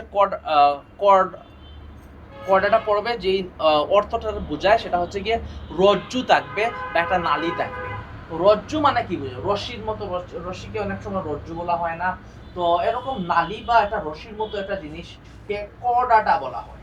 কি? নটকর্ড বলা হয়। কি বলা হয়? করডাটা পর্বের প্রাণীদের মধ্যে থাকে, সেটাকে নটকর্ড বলা হয়। তো যেসব পর্বের প্রাণীদের মধ্যে এই নটকর্ডটা থাকে তাদেরকে মূলত করডাটা বলা হয়। এরা হচ্ছে গিয়ে অনেকগুলা কিছু প্রাণী আছে যারা গুহাতে বসবাস করে, কারা হচ্ছে গিয়ে মরু মানে হচ্ছে গিয়ে একদম মরুভূমিতে বসবাস করে, কারা একদম শীতের পাহাড়ের মধ্যে বসবাস করে, কিছু আছে হচ্ছে গিয়ে মেরু অঞ্চলে বসবাস করে, এই যে বরফের মধ্যে, অনেকে আছে যারা বৃক্ষের মধ্যে বসবাস করে। তাই বিভিন্ন পৃথিবীর বিভিন্ন অংশে এরা ছড়িয়ে ছিটিয়ে আছে, ঠিক আছে। কিছু আছে ডঙ্গায় বসবাস করে, কিছু পানিতে বসবাস করে, সমুদ্র, নদী, অনেক জায়গায় আছে। তো প্রথম যেই এদের বৈশিষ্ট্য, কমন বৈশিষ্ট্য, সেটা হলো গিয়ে এদের সারা জীবন অথবা জীবনের কোনো একটা অংশ, এদের সারা জীবন অথবা জীবনের কোনো একটা অংশ, অন্তত ভ্রূণ অবস্থায় এদের পৃষ্ঠীয় দেশে, পৃষ্ঠদেশ মানে কি পড়ে এসেছিলাম? পিঠের সাইডটাকে পৃষ্ঠদেশ বলা হয়। পৃষ্ঠদেশকে বলা হয় নটকর্ড। পৃষ্ঠদেশে কি থাকে? বরাবর একটা নটকর্ড থাকে। পৃষ্ঠদেশ বরাবর একটা নটকর্ড থাকে। নটকর্ড হলো একটা কি? একটা নরম, নমনীয়, দণ্ডাকার, ধীর, অখণ্ডায়িত অঙ্গ। এই বৈশিষ্ট্য মনে রাখতে হবে, এটা নরম, অখণ্ডায়িত। আমরা অনেকে মনে করি আমাদের যে মেরুদণ্ডটা রয়েছে সেটা হচ্ছে নটকর্ড, কিন্তু এটা মূলত হচ্ছে ভ্রূণ অবস্থায় হয়তো নটকর্ড ছিল, কিন্তু এটা আমরা যখন একজন পূর্ণাঙ্গ মানুষ তখন আর আমাদের নটকর্ড নেই। আমরা সেটা হচ্ছে কি এই নটকর্ডটাই রূপান্তরিত হতে হতে মেরুদণ্ড হয়ে যায়। মেরুদণ্ড কিন্তু খণ্ডায়িত, বিভিন্ন খণ্ডে বিভক্ত, এটা শক্ত, কিন্তু হচ্ছে কি আমাদের যে নটকর্ড রয়েছে, নটকর্ড কিন্তু নরম, নমনীয়, দণ্ডাকার। নমনীয় মানে সেটা সহজে হচ্ছে গিয়ে মানে ফ্লেক্সিবল আর কি, যেটা সহজে হচ্ছে গিয়ে, এটা কিন্তু নমনীয় না, ঠিক আছে। আচ্ছা, না এরপরে এটা ধীর, অখণ্ডায়িত অঙ্গ। আচ্ছা, এখন এদের পৃষ্ঠদেশে একক ফাঁপা স্নায়ুরজ্জু থাকে। আমাদের মস্তিষ্ক যে মস্তিষ্ক রয়েছে সেটা, সেখানে মূলত স্নায়ু কেন্দ্র। তো সেখান থেকে সারা দেহের মধ্যে যে আমাদের সিগন্যালগুলো যায় সেগুলো কিসের মধ্যে দিয়ে যায়? এই স্নায়ু রজ্জুর ভিতর দিয়ে যায়। ঠিক আছে, এই স্নায়ুরজ্জুটা কোথায় আছে? এই আমাদের মেরুদণ্ডের মাঝখানে একটা ফাঁফা, এই ফাঁফা অংশটার মধ্য দিয়ে আমাদের স্নায়ুরজ্জুগুলা গেছে। তাহলে পৃষ্ঠদেশে একক ফাঁফা স্নায়ুরজ্জু থাকে। এদের সারা জীবন বা জীবন চক্রের কোনো একটা পর্যায়ে পার্শ্বীয় গোলবিলীয় ফুলকা ছিদ্র থাকে। পার্শ্বীয় গোলবিলীয় ফুলকা ছিদ্র থাকে। সহজভাবে যদি আমরা মনে রাখি, প্রথমত এদের নটকট থাকে। নটকট কাকে বলে? নটকট একটা অঙ্গ যেটা হচ্ছে গিয়ে নরম, নমনীয়, অখণ্ডায়িত এবং দৃঢ় একটা অঙ্গ। ঠিক আছে, এবং এটা হচ্ছে গিয়ে দ্বিতীয় যেটা, সেটা হচ্ছে এদের পৃষ্ঠদেশে ফাঁফা স্নায়ুরজ্জু থাকে, একক ফাঁফা স্নায়ুরজ্জু থাকে। এদের জীবনচক্রের কোনো একটা পর্যায়ে পার্শ্বীয় গোলবিলীয় ফুলকা ছিদ্র থাকে। এখন আসেন উদাহরণ কি, একদম মানুষ, কোনো ব্যাঙ, রুই মাছ, আমাদের আশেপাশে যেসব প্রাণী থেকে গরু, ছাগল সবগুলাই এই পর্বের প্রাণী। এখন আমরা তো পড়ে এসেছিলাম কয়টা পর্বের প্রাণীকে আমরা আরো 3টা উপপর্বে ভাগ করব। কি কি উপপর্বে ভাগ করা যায়? ইউরোকডাটা। ইউরোকডাটার বৈশিষ্ট্য কি? এই যে দেখো, এটা হচ্ছে গিয়ে অ্যাসিডিয়া, একটা হচ্ছে গিয়ে ইউরোকডাটা পর্বের উপপর্বের প্রাণী। তো এরা সাধারণত কি হয়? এদের প্রাথমিক অবস্থায় ফুলকা রন্ধ্র থাকে এবং পৃষ্ঠদেশীয় ফাঁফা স্নায়ুরজ্জু থাকে। পৃষ্ঠদেশীয় ফাঁফা স্নায়ুরজ্জু তো হচ্ছে সব কডাটা পর্বের প্রাণীদের মধ্যেই থাকে। এবং এদের শুধু লার্ভা দশায়, শুধু কোন দশায়? লার্ভা দশা মানে হচ্ছে পূর্ণাঙ্গ প্রাণী হওয়ার আগে কিছু কিছু প্রাণীর মধ্যে প্রাণীর লার্ভা দশা থাকে। ঠিক আছে, তখন তারা সুপ্ত অবস্থায় থাকে, এটাই মূলত তাদের লার্ভা দশা বলা হয়। তো এদের লেজের মধ্যে নটকট থাকে। লেজে কি থাকে? শুধুমাত্র লার্ভা দশায় লেজে নটকট থাকে। উদাহরণ কি? অ্যাসিডিয়া। সেফালোকর্ডাটা পর্বের প্রাণী, এদের সারা জীবনই নটকট থাকে। এদের সারা জীবনে কি থাকে? সারা জীবনে এদের দেহে নটকট থাকে, উপস্থিত থাকে। এরা দেখতে অনেকটা মাছের মতো। এই যে দেখো, এটা দেখতে অনেকটা মাছের মতো না? আচ্ছা, এই প্রাণীটার নাম হচ্ছে কি ব্রাঞ্চিওস্ট্রমা। তো এদের উদাহরণ কি? ইউরোকডাটা আর সেফালোকডাটার মধ্যে পার্থক্য কি হইল? ইউরোকডাটার মধ্যে শুধুমাত্র লার্ভা দশায় তাদের দেহে নটকট থাকে, তার লেজের মধ্যে। আর সেফালোকডাটা সারা জীবন এদের হচ্ছে গিয়ে নটকট উপস্থিত থাকে। এদের লার্ভা দশায় নটকট থাকে আর এদের সারা জীবন নটকট থাকে। এখন আসেন ভার্টিব্রাটা। এই উপপর্বের প্রাণীরা মেরুদণ্ডী হিসেবে বাকিগুলোর মধ্যে নটকট থাকে কিন্তু মেরুদণ্ড থাকে না। ভার্টিব্রাটার মধ্যে এই শ্রেণীর প্রাণীর মধ্যে কি থাকে? মেরুদণ্ড গঠিত হয়। এই নটকট থেকেই পরবর্তীতে মেরুদণ্ড গঠিত হয়। এদেরকে 7টা শ্রেণীতে ভাগ করা হয়েছে। কয়টা শ্রেণী? 7টা শ্রেণীতে ভাগ করা হয়েছে। এখন আমরা সেই শ্রেণীগুলা দেখব। আসেন, প্রথম শ্রেণী হচ্ছে সাইক্লোস্ট্রমাটা। প্রথম শ্রেণীর নাম কি? সাইক্লোস্ট্রমাটা। তো এটা হচ্ছে ভার্টিব্রাটার প্রথম শ্রেণী। তো এদের লম্বাটে দেহ, এই যে দেখো, এদের দেহটা অনেকটা লম্বাটে না? তো লম্বাটে দেহ, এটা প্রথম বৈশিষ্ট্য। এই প্রাণীটার নাম হচ্ছে কি পেট্রোমাইজো। কি নাম? পেট্রোমাইজো। তো এদের মুখছিদ্র গোলাকার এবং চোয়ালবিহীন।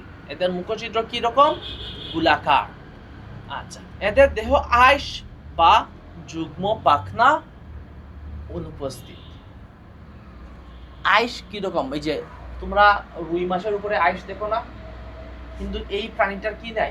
আইস নাই। তাহলে এই শ্রেণীর প্রাণীদের কি নেই? আইস নেই। আইস বা যুগ্ম পাখনা দুটাই অনুপস্থিত। যুগ্ম পাখনা বলতে কি বোঝাচ্ছে? একটা যখন মাছ যদি আমরা আঁকি, যে যদি দেখো একটা মাছ, এই মাছের এই দিকে যখন একটা পাখনা থাকে, এই দিকে যখন একটা পাখনা থাকে, ঠিক একইভাবে এই দিকেও একটা পাখনা থাকে। যখন একই রকমের পাখনা দুই দিকে দুইটা থাকে, তখন সেটাকে বলা হয় যুগ্ম পাখনা। তখন সেটাকে কি বলা হয়? যুগ্ম পাখনা। কিন্তু এই প্রাণীর মধ্যে যুগ্ম পাখনা নাই, এই পাখনাগুলো একই দিকে শুধু আছে। কি আছে? একই দিকে আছে। ঠিক আছে, এরা ফুলকা ছিদ্রের সাহায্যে, যেহেতু পানির মধ্যে থাকে, সেজন্য এরা ফুলকা ছিদ্রের মাধ্যমে এরা শ্বাস গ্রহণ করে। উদাহরণ হচ্ছে পেট্রোমাইজো। এখন আসেন কন্ড্রিকটিস হচ্ছে গিয়ে প্রাণীটা হচ্ছে গিয়ে, এই যে দেখেন, এটাকে হাতুড়ি মাছ বলা হয়। এটা হচ্ছে কন্ড্রিকটিস পর্বের প্রাণী। হাতুড়ির মতো না এদের মুখটা? এটার নামই হচ্ছে হাতুড়ি মাছ। তো হাতুড়ি মাছ পড়বে, এটা সাধারণত সমুদ্রের একটা মাছ, সমুদ্রে বসবাস করে। প্রথম হচ্ছে এই এই শ্রেণীর সকল মাছ হচ্ছে কি সমুদ্রে বসবাস করে। এদের কঙ্কাল তরুণাস্থিময়। তরুণাস্থি কি বুঝো? হাড়ের উপরে এই যে নরম যেই সাদা বা স্বচ্ছ যেই অংশটা থাকে, হাড়ের মতোই কিন্তু নরম।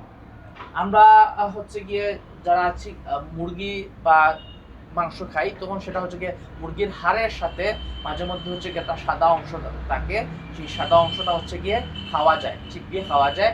সেই সাদা অংশটা মূলত মুরগির তরুণাস্থি ছিল। তরুণাস্থি হাড় থেকে কিছুটা নরম একটা স্বচ্ছ অঙ্গ। তো এদের কঙ্কালটা পুরনো। আমাদের কঙ্কাল কি হাড় দিয়ে তৈরি, আর কিন্তু এদের কঙ্কালটা হচ্ছে তরুণাস্থিময়। হাড়কে বলা হয় অস্থি, আর এটা থেকে নরমটাকে বলা হয় তরুণাস্থি। এদের মুখছিদ্র দেহের অক্ষীয় দেশে অবস্থিত। এদের মুখছিদ্র, মুখের যে ছিদ্রটা সেটা অক্ষীয় দেশ। অক্ষীয় দেশ মানে কি পড়েছিলাম? এই শব্দগুলা পৃষ্ঠদেশ মানে পিছনের অংশ, অক্ষীয় দেশ মানে সামনের অংশ। এদের সামনের অংশের মধ্যে অবস্থিত। এই যে দেখো, এইখানে তাদের হচ্ছে গিয়ে খাবার নেওয়ার মুখছিদ্রটা অবস্থিত। দেহ প্লাকয়েড আইস দ্বারা গঠিত। সাইক্লোস্ট্রমাটা যে শ্রেণী, সাইক্লোস্ট্রমাটা প্রাণীর মধ্যে কোনো আইসই নাই। আর কন্ড্রিক্ট্রিস, হাতুড়ি মাছ যেটার যেই শ্রেণীতে পড়ে, সেই কন্ড্রিক্ট্রিসের মধ্যে কিন্তু এক ধরনের আইস থাকে। আইসটার নাম হচ্ছে প্লাকয়েড আইস। আইসের নাম মনে রাখতে হবে। কন্ড্রিক্ট্রিস পর্বের হাতুড়ি মাছ থেকে কিন্তু, হাতুড়ি মাছের থেকে অনেক প্রশ্ন আসে। হাতুড়ি মাছ কোন শ্রেণীর মধ্যে পড়ে? কন্ড্রিক্ট্রিস। কন্ড্রিক্ট্রিস পর্বের প্রাণীরা দের আইস আছে কোন ধরনের আইস? প্লাকয়েড আইস।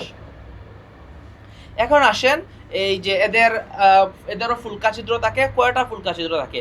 দুই পাশে 5 থেকে 7 জোড়া ফুলকা ছিদ্র থাকে। দুই পাশে 5 থেকে 7 জোড়া ফুলকা ছিদ্র থাকে।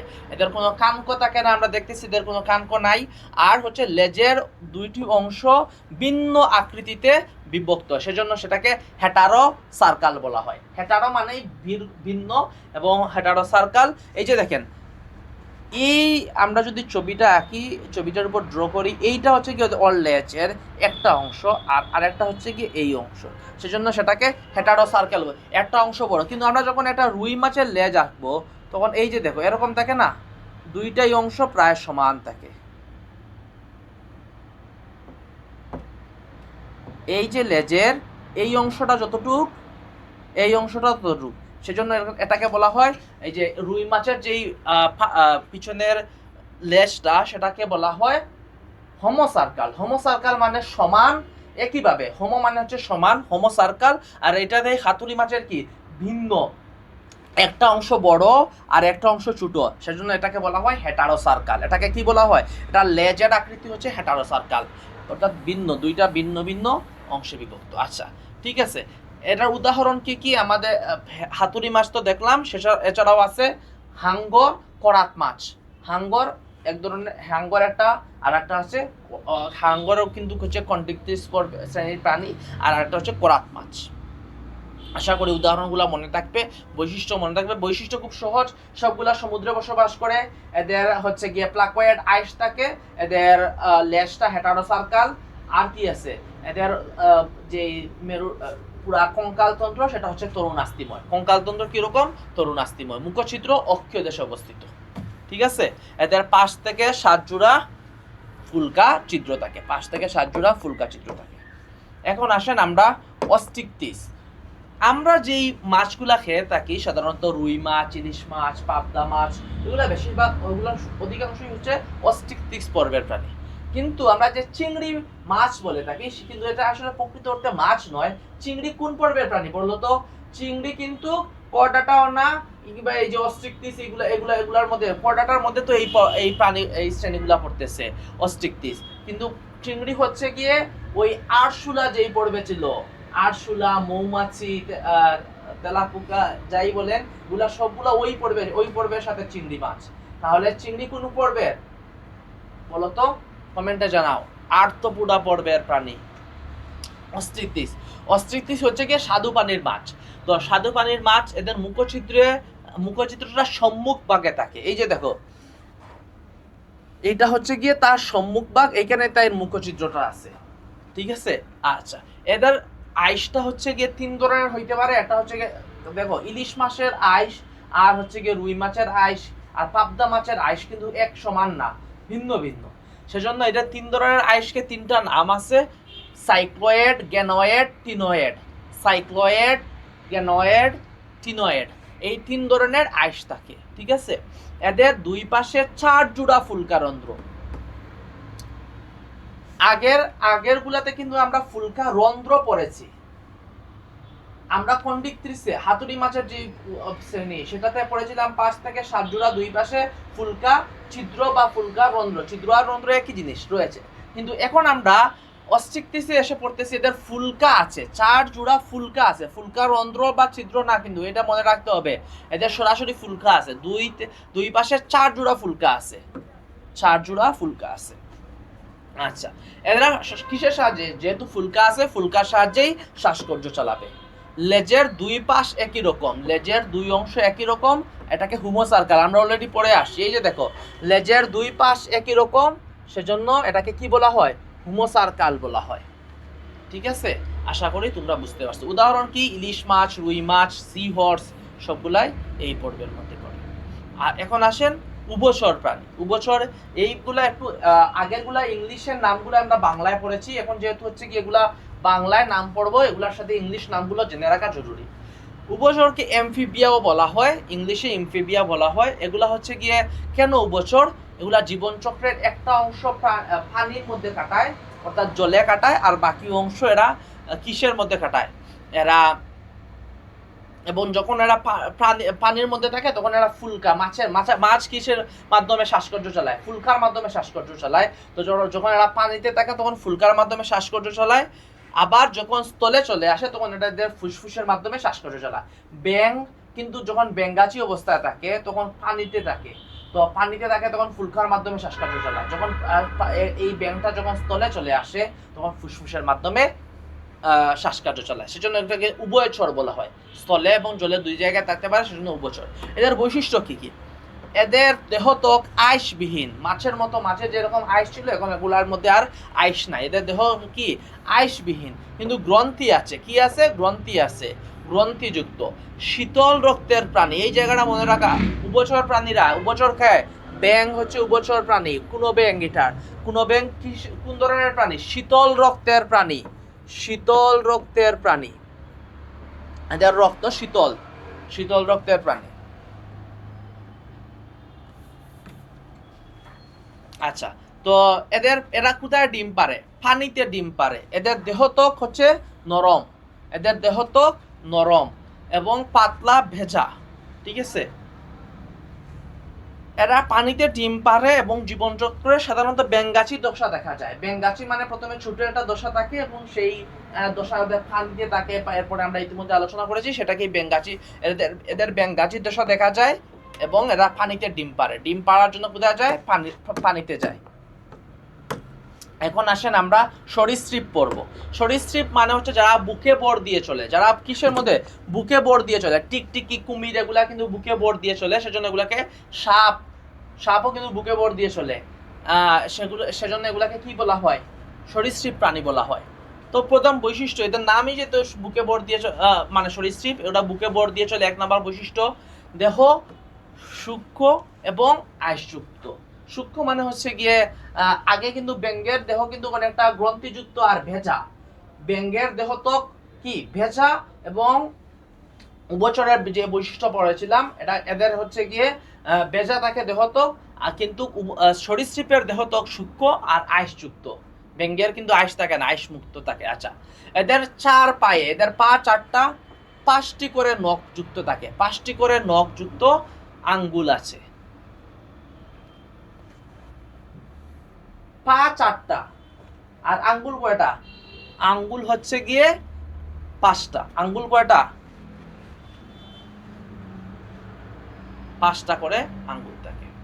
এখন আসেন এদের উদাহরণ কি কি, টিকটিকি, কুমির আর সাপ। টিকটিকি, কুমির আর সাপ। এখন আসেন পক্ষীকুল। আচ্ছা, পক্ষীকুলের হচ্ছে গিয়ে ইংলিশ নামটা কি, অ্যাবিস, এটা মনে রাখতে হবে। পক্ষীকুলের ইংলিশ নাম অ্যাবিস। পক্ষীকুল মানে কি, পাখি, যত পাখি আছে, ধুয়েল, কাক, শালিক, ময়না, টিয়া, সবাই হচ্ছে গিয়ে এই অ্যাবিস শ্রেণীর মধ্যে পড়ে। এদের দেহ পালকে আবৃত, পালক থাকে এদের দেহের মধ্যে, এদের দুটি ডানা, দুটি পা এবং একটি চঞ্জু থাকে, চঞ্জু মানে ঠোঁট থাকে।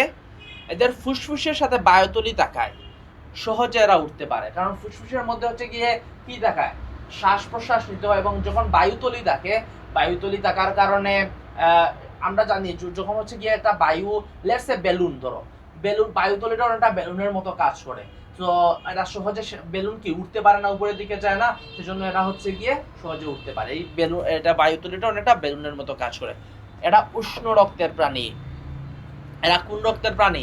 আমরা কিন্তু এর আগের দুইটা পর্বে কিন্তু শীতল রক্তের প্রাণী দেখে এসেছিলাম। এই যে উভচর, ব্যাঙ কিন্তু শীতল রক্তের প্রাণী, কিন্তু আমরা পক্ষীকুল হচ্ছে কি ধরনের, উষ্ণ রক্তের প্রাণী। এদের হাড় শক্ত, পাখির হাড় কিন্তু খুবই শক্ত। পাখির মাংস যদি কেউ খেয়ে থাকে, হয়তো তোমরা জানো কবুতরের মাংস যেগুলো আছে সেগুলো হচ্ছে গিয়ে, এগুলোর হাড় খুবই শক্ত, কিন্তু হাড়টা খুবই ফাঁপা। হাড়টা কি ফাঁপা, ভিতরের অংশটা হচ্ছে গিয়ে পাতলা, সেজন্য হচ্ছে গিয়ে এরা সহজেই সেই হাড়টা নিয়ে উঠতে পারে। আচ্ছা, বৈশিষ্ট্যগুলো বুঝতে পারছি আশা করি। এদের পালকে আবৃত থাকে, এদের ফুসফুসের সঙ্গে একটা বায়ুতলি থাকে, সেজন্য সহজে উঠতে পারে। এদের দুইটা ডানা থাকে, দুইটা পা থাকে, এবং একটা চঞ্জু থাকে বা টুট থাকে। এই যে দেখো লম্বা একটা টুট আছে, ঠিক আছে। আচ্ছা, এবং এরা উষ্ণ রক্তের প্রাণী। উদাহরণ কি? কাক, দোয়েল, হাঁস। কাক, দোয়েল, হাঁস, মুরগিও কিন্তু এর মধ্যে পড়ে। আমরা যে মুরগ খাই সেগুলা কিন্তু এই পক্ষীকুলের মধ্যে পড়ে, ঠিক আছে। এখন আসেন আমরা লাস্ট, স্তন্যপায়ী বা মামালিয়া। স্তন্যপায়ী কি? মামালিয়া। তো এইটা আমাদের শ্রেণী, আমরা হচ্ছে এই শ্রেণীর মধ্যে পড়ি। তো এটা এদের দেহ কি লুমে আবৃত, আগেরটা ছিল পালকে আবৃত, আর এখন কি লুমে আবৃত। তো বাঘের দেহ লুমে আবৃত, হরিণের দেহ লুমে আবৃত, বিড়ালের দেহ লুমে আবৃত। একটা বিড়ালকে যদি আমরা, বিড়ালও কিন্তু কি করে সন্তান, স্তন্যপায়ী কেন বলতেছি, কারণ এরা হচ্ছে গিয়ে, এদের শিশুরা হচ্ছে গিয়ে মাতৃদুগ্ধ পান করে। শৈশবে এদের শিশুরা হচ্ছে মাতৃদুগ্ধ পান করে, সেজন্য এদেরকে স্তন্যপায়ী বলতেছি। তো এরা হচ্ছে গিয়ে সন্তান প্রসব করে, সন্তান প্রসব করে।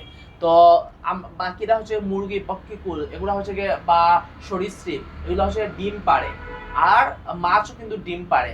তো কিন্তু এই পর্বে প্রাণীরা কি করে, সন্তান প্রসব করে। তো এরা, সেজন্য এর নাম হচ্ছে গিয়ে স্তন্যপায়ী। তবে এদের মধ্যে একটা ব্যতিক্রম আছে, সেটা হচ্ছে গিয়ে প্লাটিপাস। ওরা সন্তান প্রসব করে না, সো এটা হচ্ছে গিয়ে প্লাটিপাস, এটা হচ্ছে ব্যতিক্রম, শুধু মনে রাখলে হবে। আর এদের দেহ লুমে আবৃত, সন্তান প্রসব করে, উষ্ণ রক্তের প্রাণী। এরাও পক্ষীকুলের মধ্যে, এরাও উষ্ণ রক্তের প্রাণী। চোয়ালে বিভিন্ন ধরনের দাঁত রয়েছে, আমাদের যেরকম দাঁত রয়েছে অন্যান্য প্রাণীদেরও চোয়ালে বিভিন্ন ধরনের দাঁত রয়েছে। শিশুরা মাতৃদুগ্ধ পান করে। হৃৎপিণ্ড 4 প্রকোষ্ঠ বিশিষ্ট। আমাদের হৃৎপিণ্ড কয় প্রকোষ্ঠ বিশিষ্ট? 4টা প্রকোষ্ঠ বিশিষ্ট।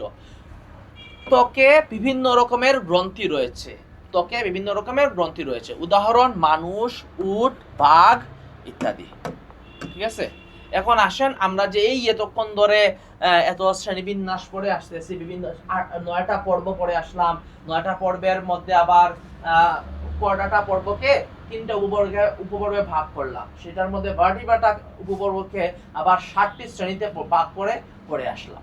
তো এই এত পরিশ্রম করার হচ্ছে গিয়ে উদ্দেশ্য কি? বিজ্ঞানীরা এত পরিশ্রম করে এগুলাকে শ্রেণীতে ভাগ করছেন, যারা পরবর্তীতে যারা হচ্ছে গিয়ে জ্ঞান অর্জন করবে, আপনারা যারা জ্ঞান অর্জন করছেন তারা সহজে হচ্ছে গিয়ে এই, বা আমরা যারা জ্ঞান অর্জন করছি তারা সহজে যাতে জ্ঞান অর্জন করতে পারি, অল্প পরিশ্রমে হচ্ছে গিয়ে বিভিন্ন উদ্ভিদ সম্পর্কে জানতে পারি, প্রাণী সম্পর্কে, তাদের বৈশিষ্ট্য সম্পর্কে আমরা জানতে পারি।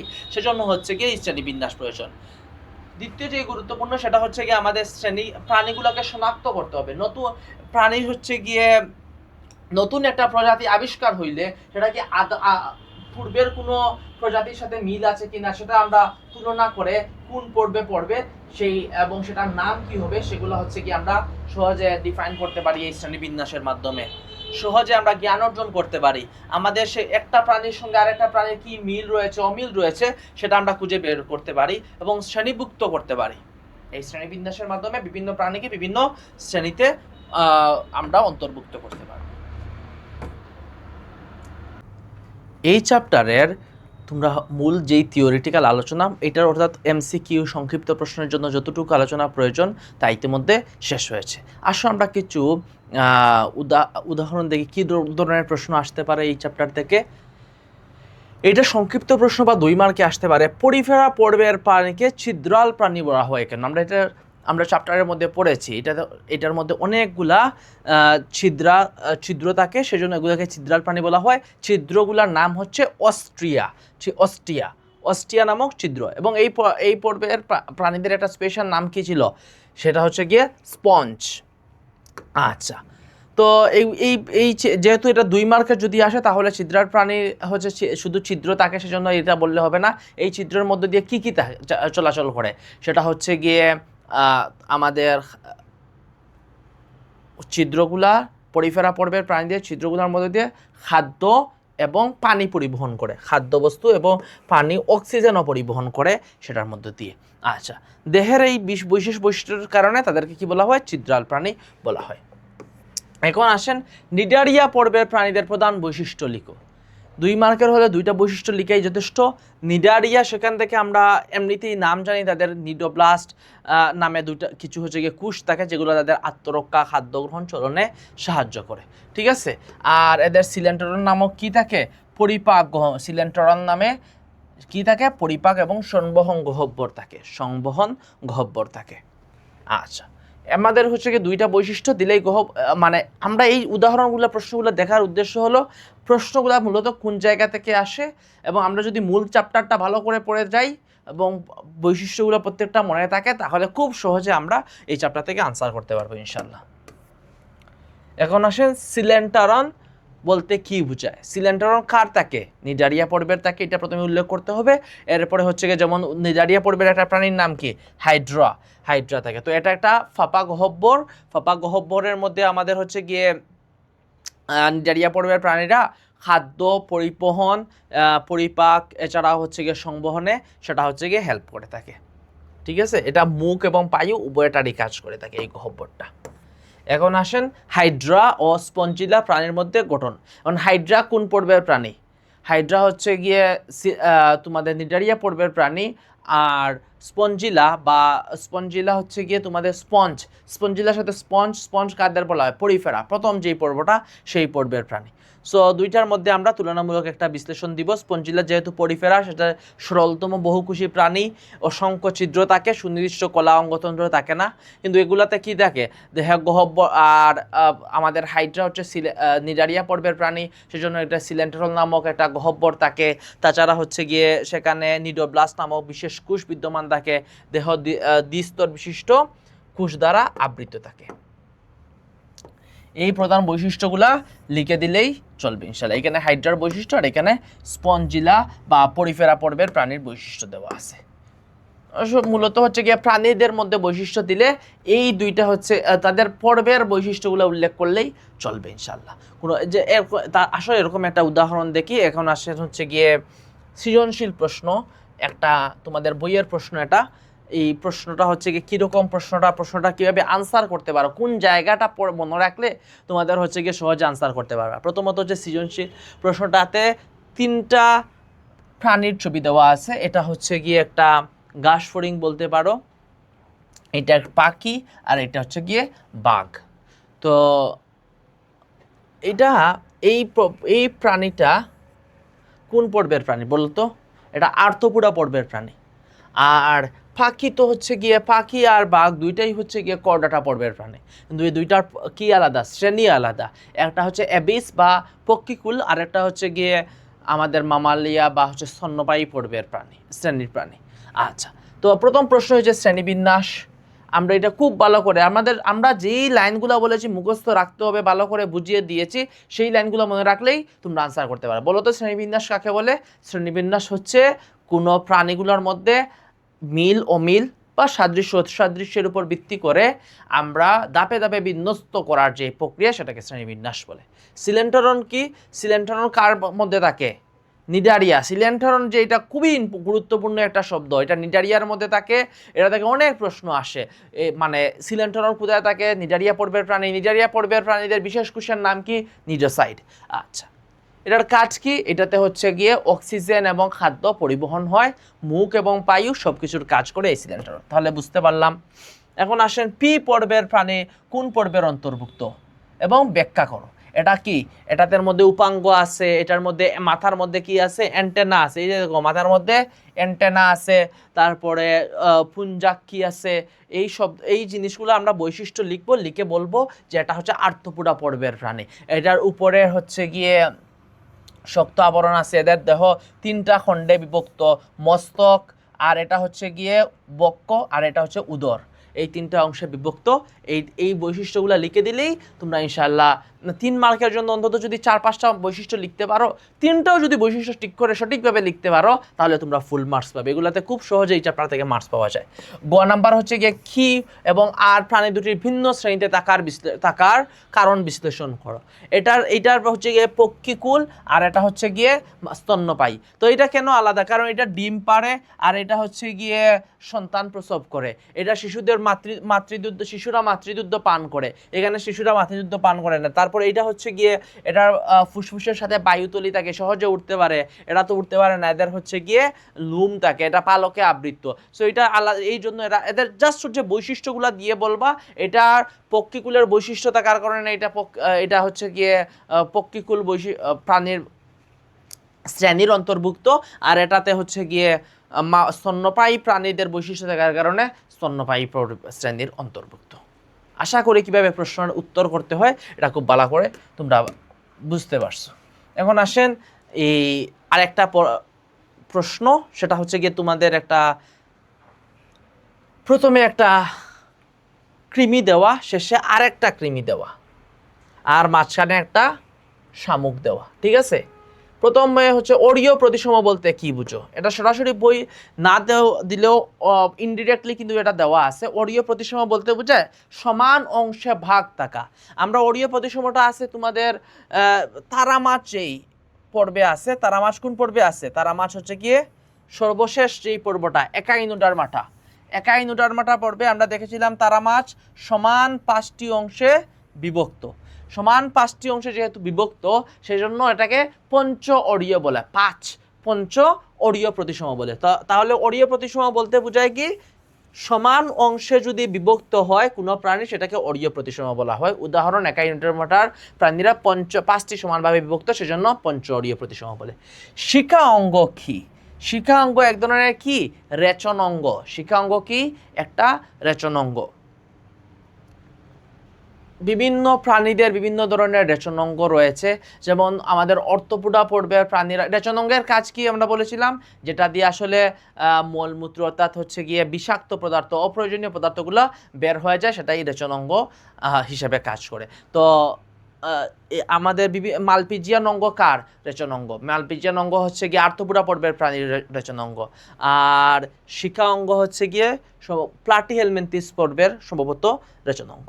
তো এম পর্ব কোন পর্বের প্রাণী ব্যাখ্যা করো। এম কোনটা?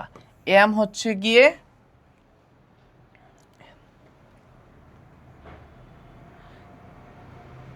এম পর্বটা হচ্ছে গিয়ে সুতাকৃমি। যেই সুতাকৃমি কোনটা?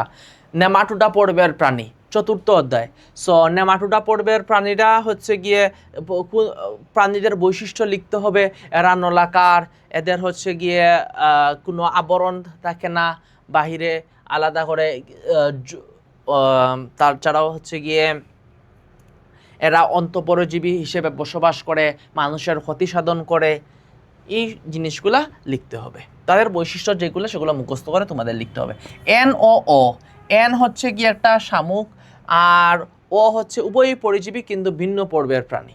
এন হচ্ছে গিয়ে এনের বৈশিষ্ট্য, এই পর্বের এই চ্যাপ্টার থেকে যতগুলো প্রশ্ন আসে মূল হচ্ছে গিয়ে তোমাদের বৈশিষ্ট্যগুলাই লিখতে হবে। বৈশিষ্ট্যগুলা মুখস্থ রাখতে হবে এবং সেগুলা লিখতে হবে। ও হচ্ছে গিয়ে কোনটা? ও এটা আমরা দ্বারা কি আমি বলছিলাম না যে এই চ্যাপ্টার থেকে শুধুই তোমাদের চিত্র থেকে প্রশ্ন আসে। এটা হচ্ছে গিয়ে ফিতাকৃমি। এটা কি? ফিতাকৃমি। ফিতাকৃমি কোন পর্বের অন্তর্ভুক্ত? প্লাটিহেলমিনথেস পর্বের অন্তর্ভুক্ত। প্লাটিহেলমিনথেস পর্বের বৈশিষ্ট্য লিখবেন। আর এন হচ্ছে গিয়ে মলাস্কা পর্বের। মলাস্কা হচ্ছে শামুক, ঝিনুক, এগুলো হচ্ছে মলাস্কা পর্বের প্রাণী। তো মলাস্কা পর্বের এই বৈশিষ্ট্যগুলা আপনারা লিখবেন, ঠিক আছে? এই ছিল এই চ্যাপ্টারের হচ্ছে গিয়ে মূল আলোচনা। তোমরা এই চ্যাপ্টারের মূলত বৈশিষ্ট্যগুলা, প্রাণীর চিত্রগুলা মুখস্থ রাখতে হবে ইনশাআল্লাহ। আমরা যদি আলাদা করে আবার লিখে দেই যে কি মুখস্থ রাখতে হবে, 1 নাম্বার পর্বের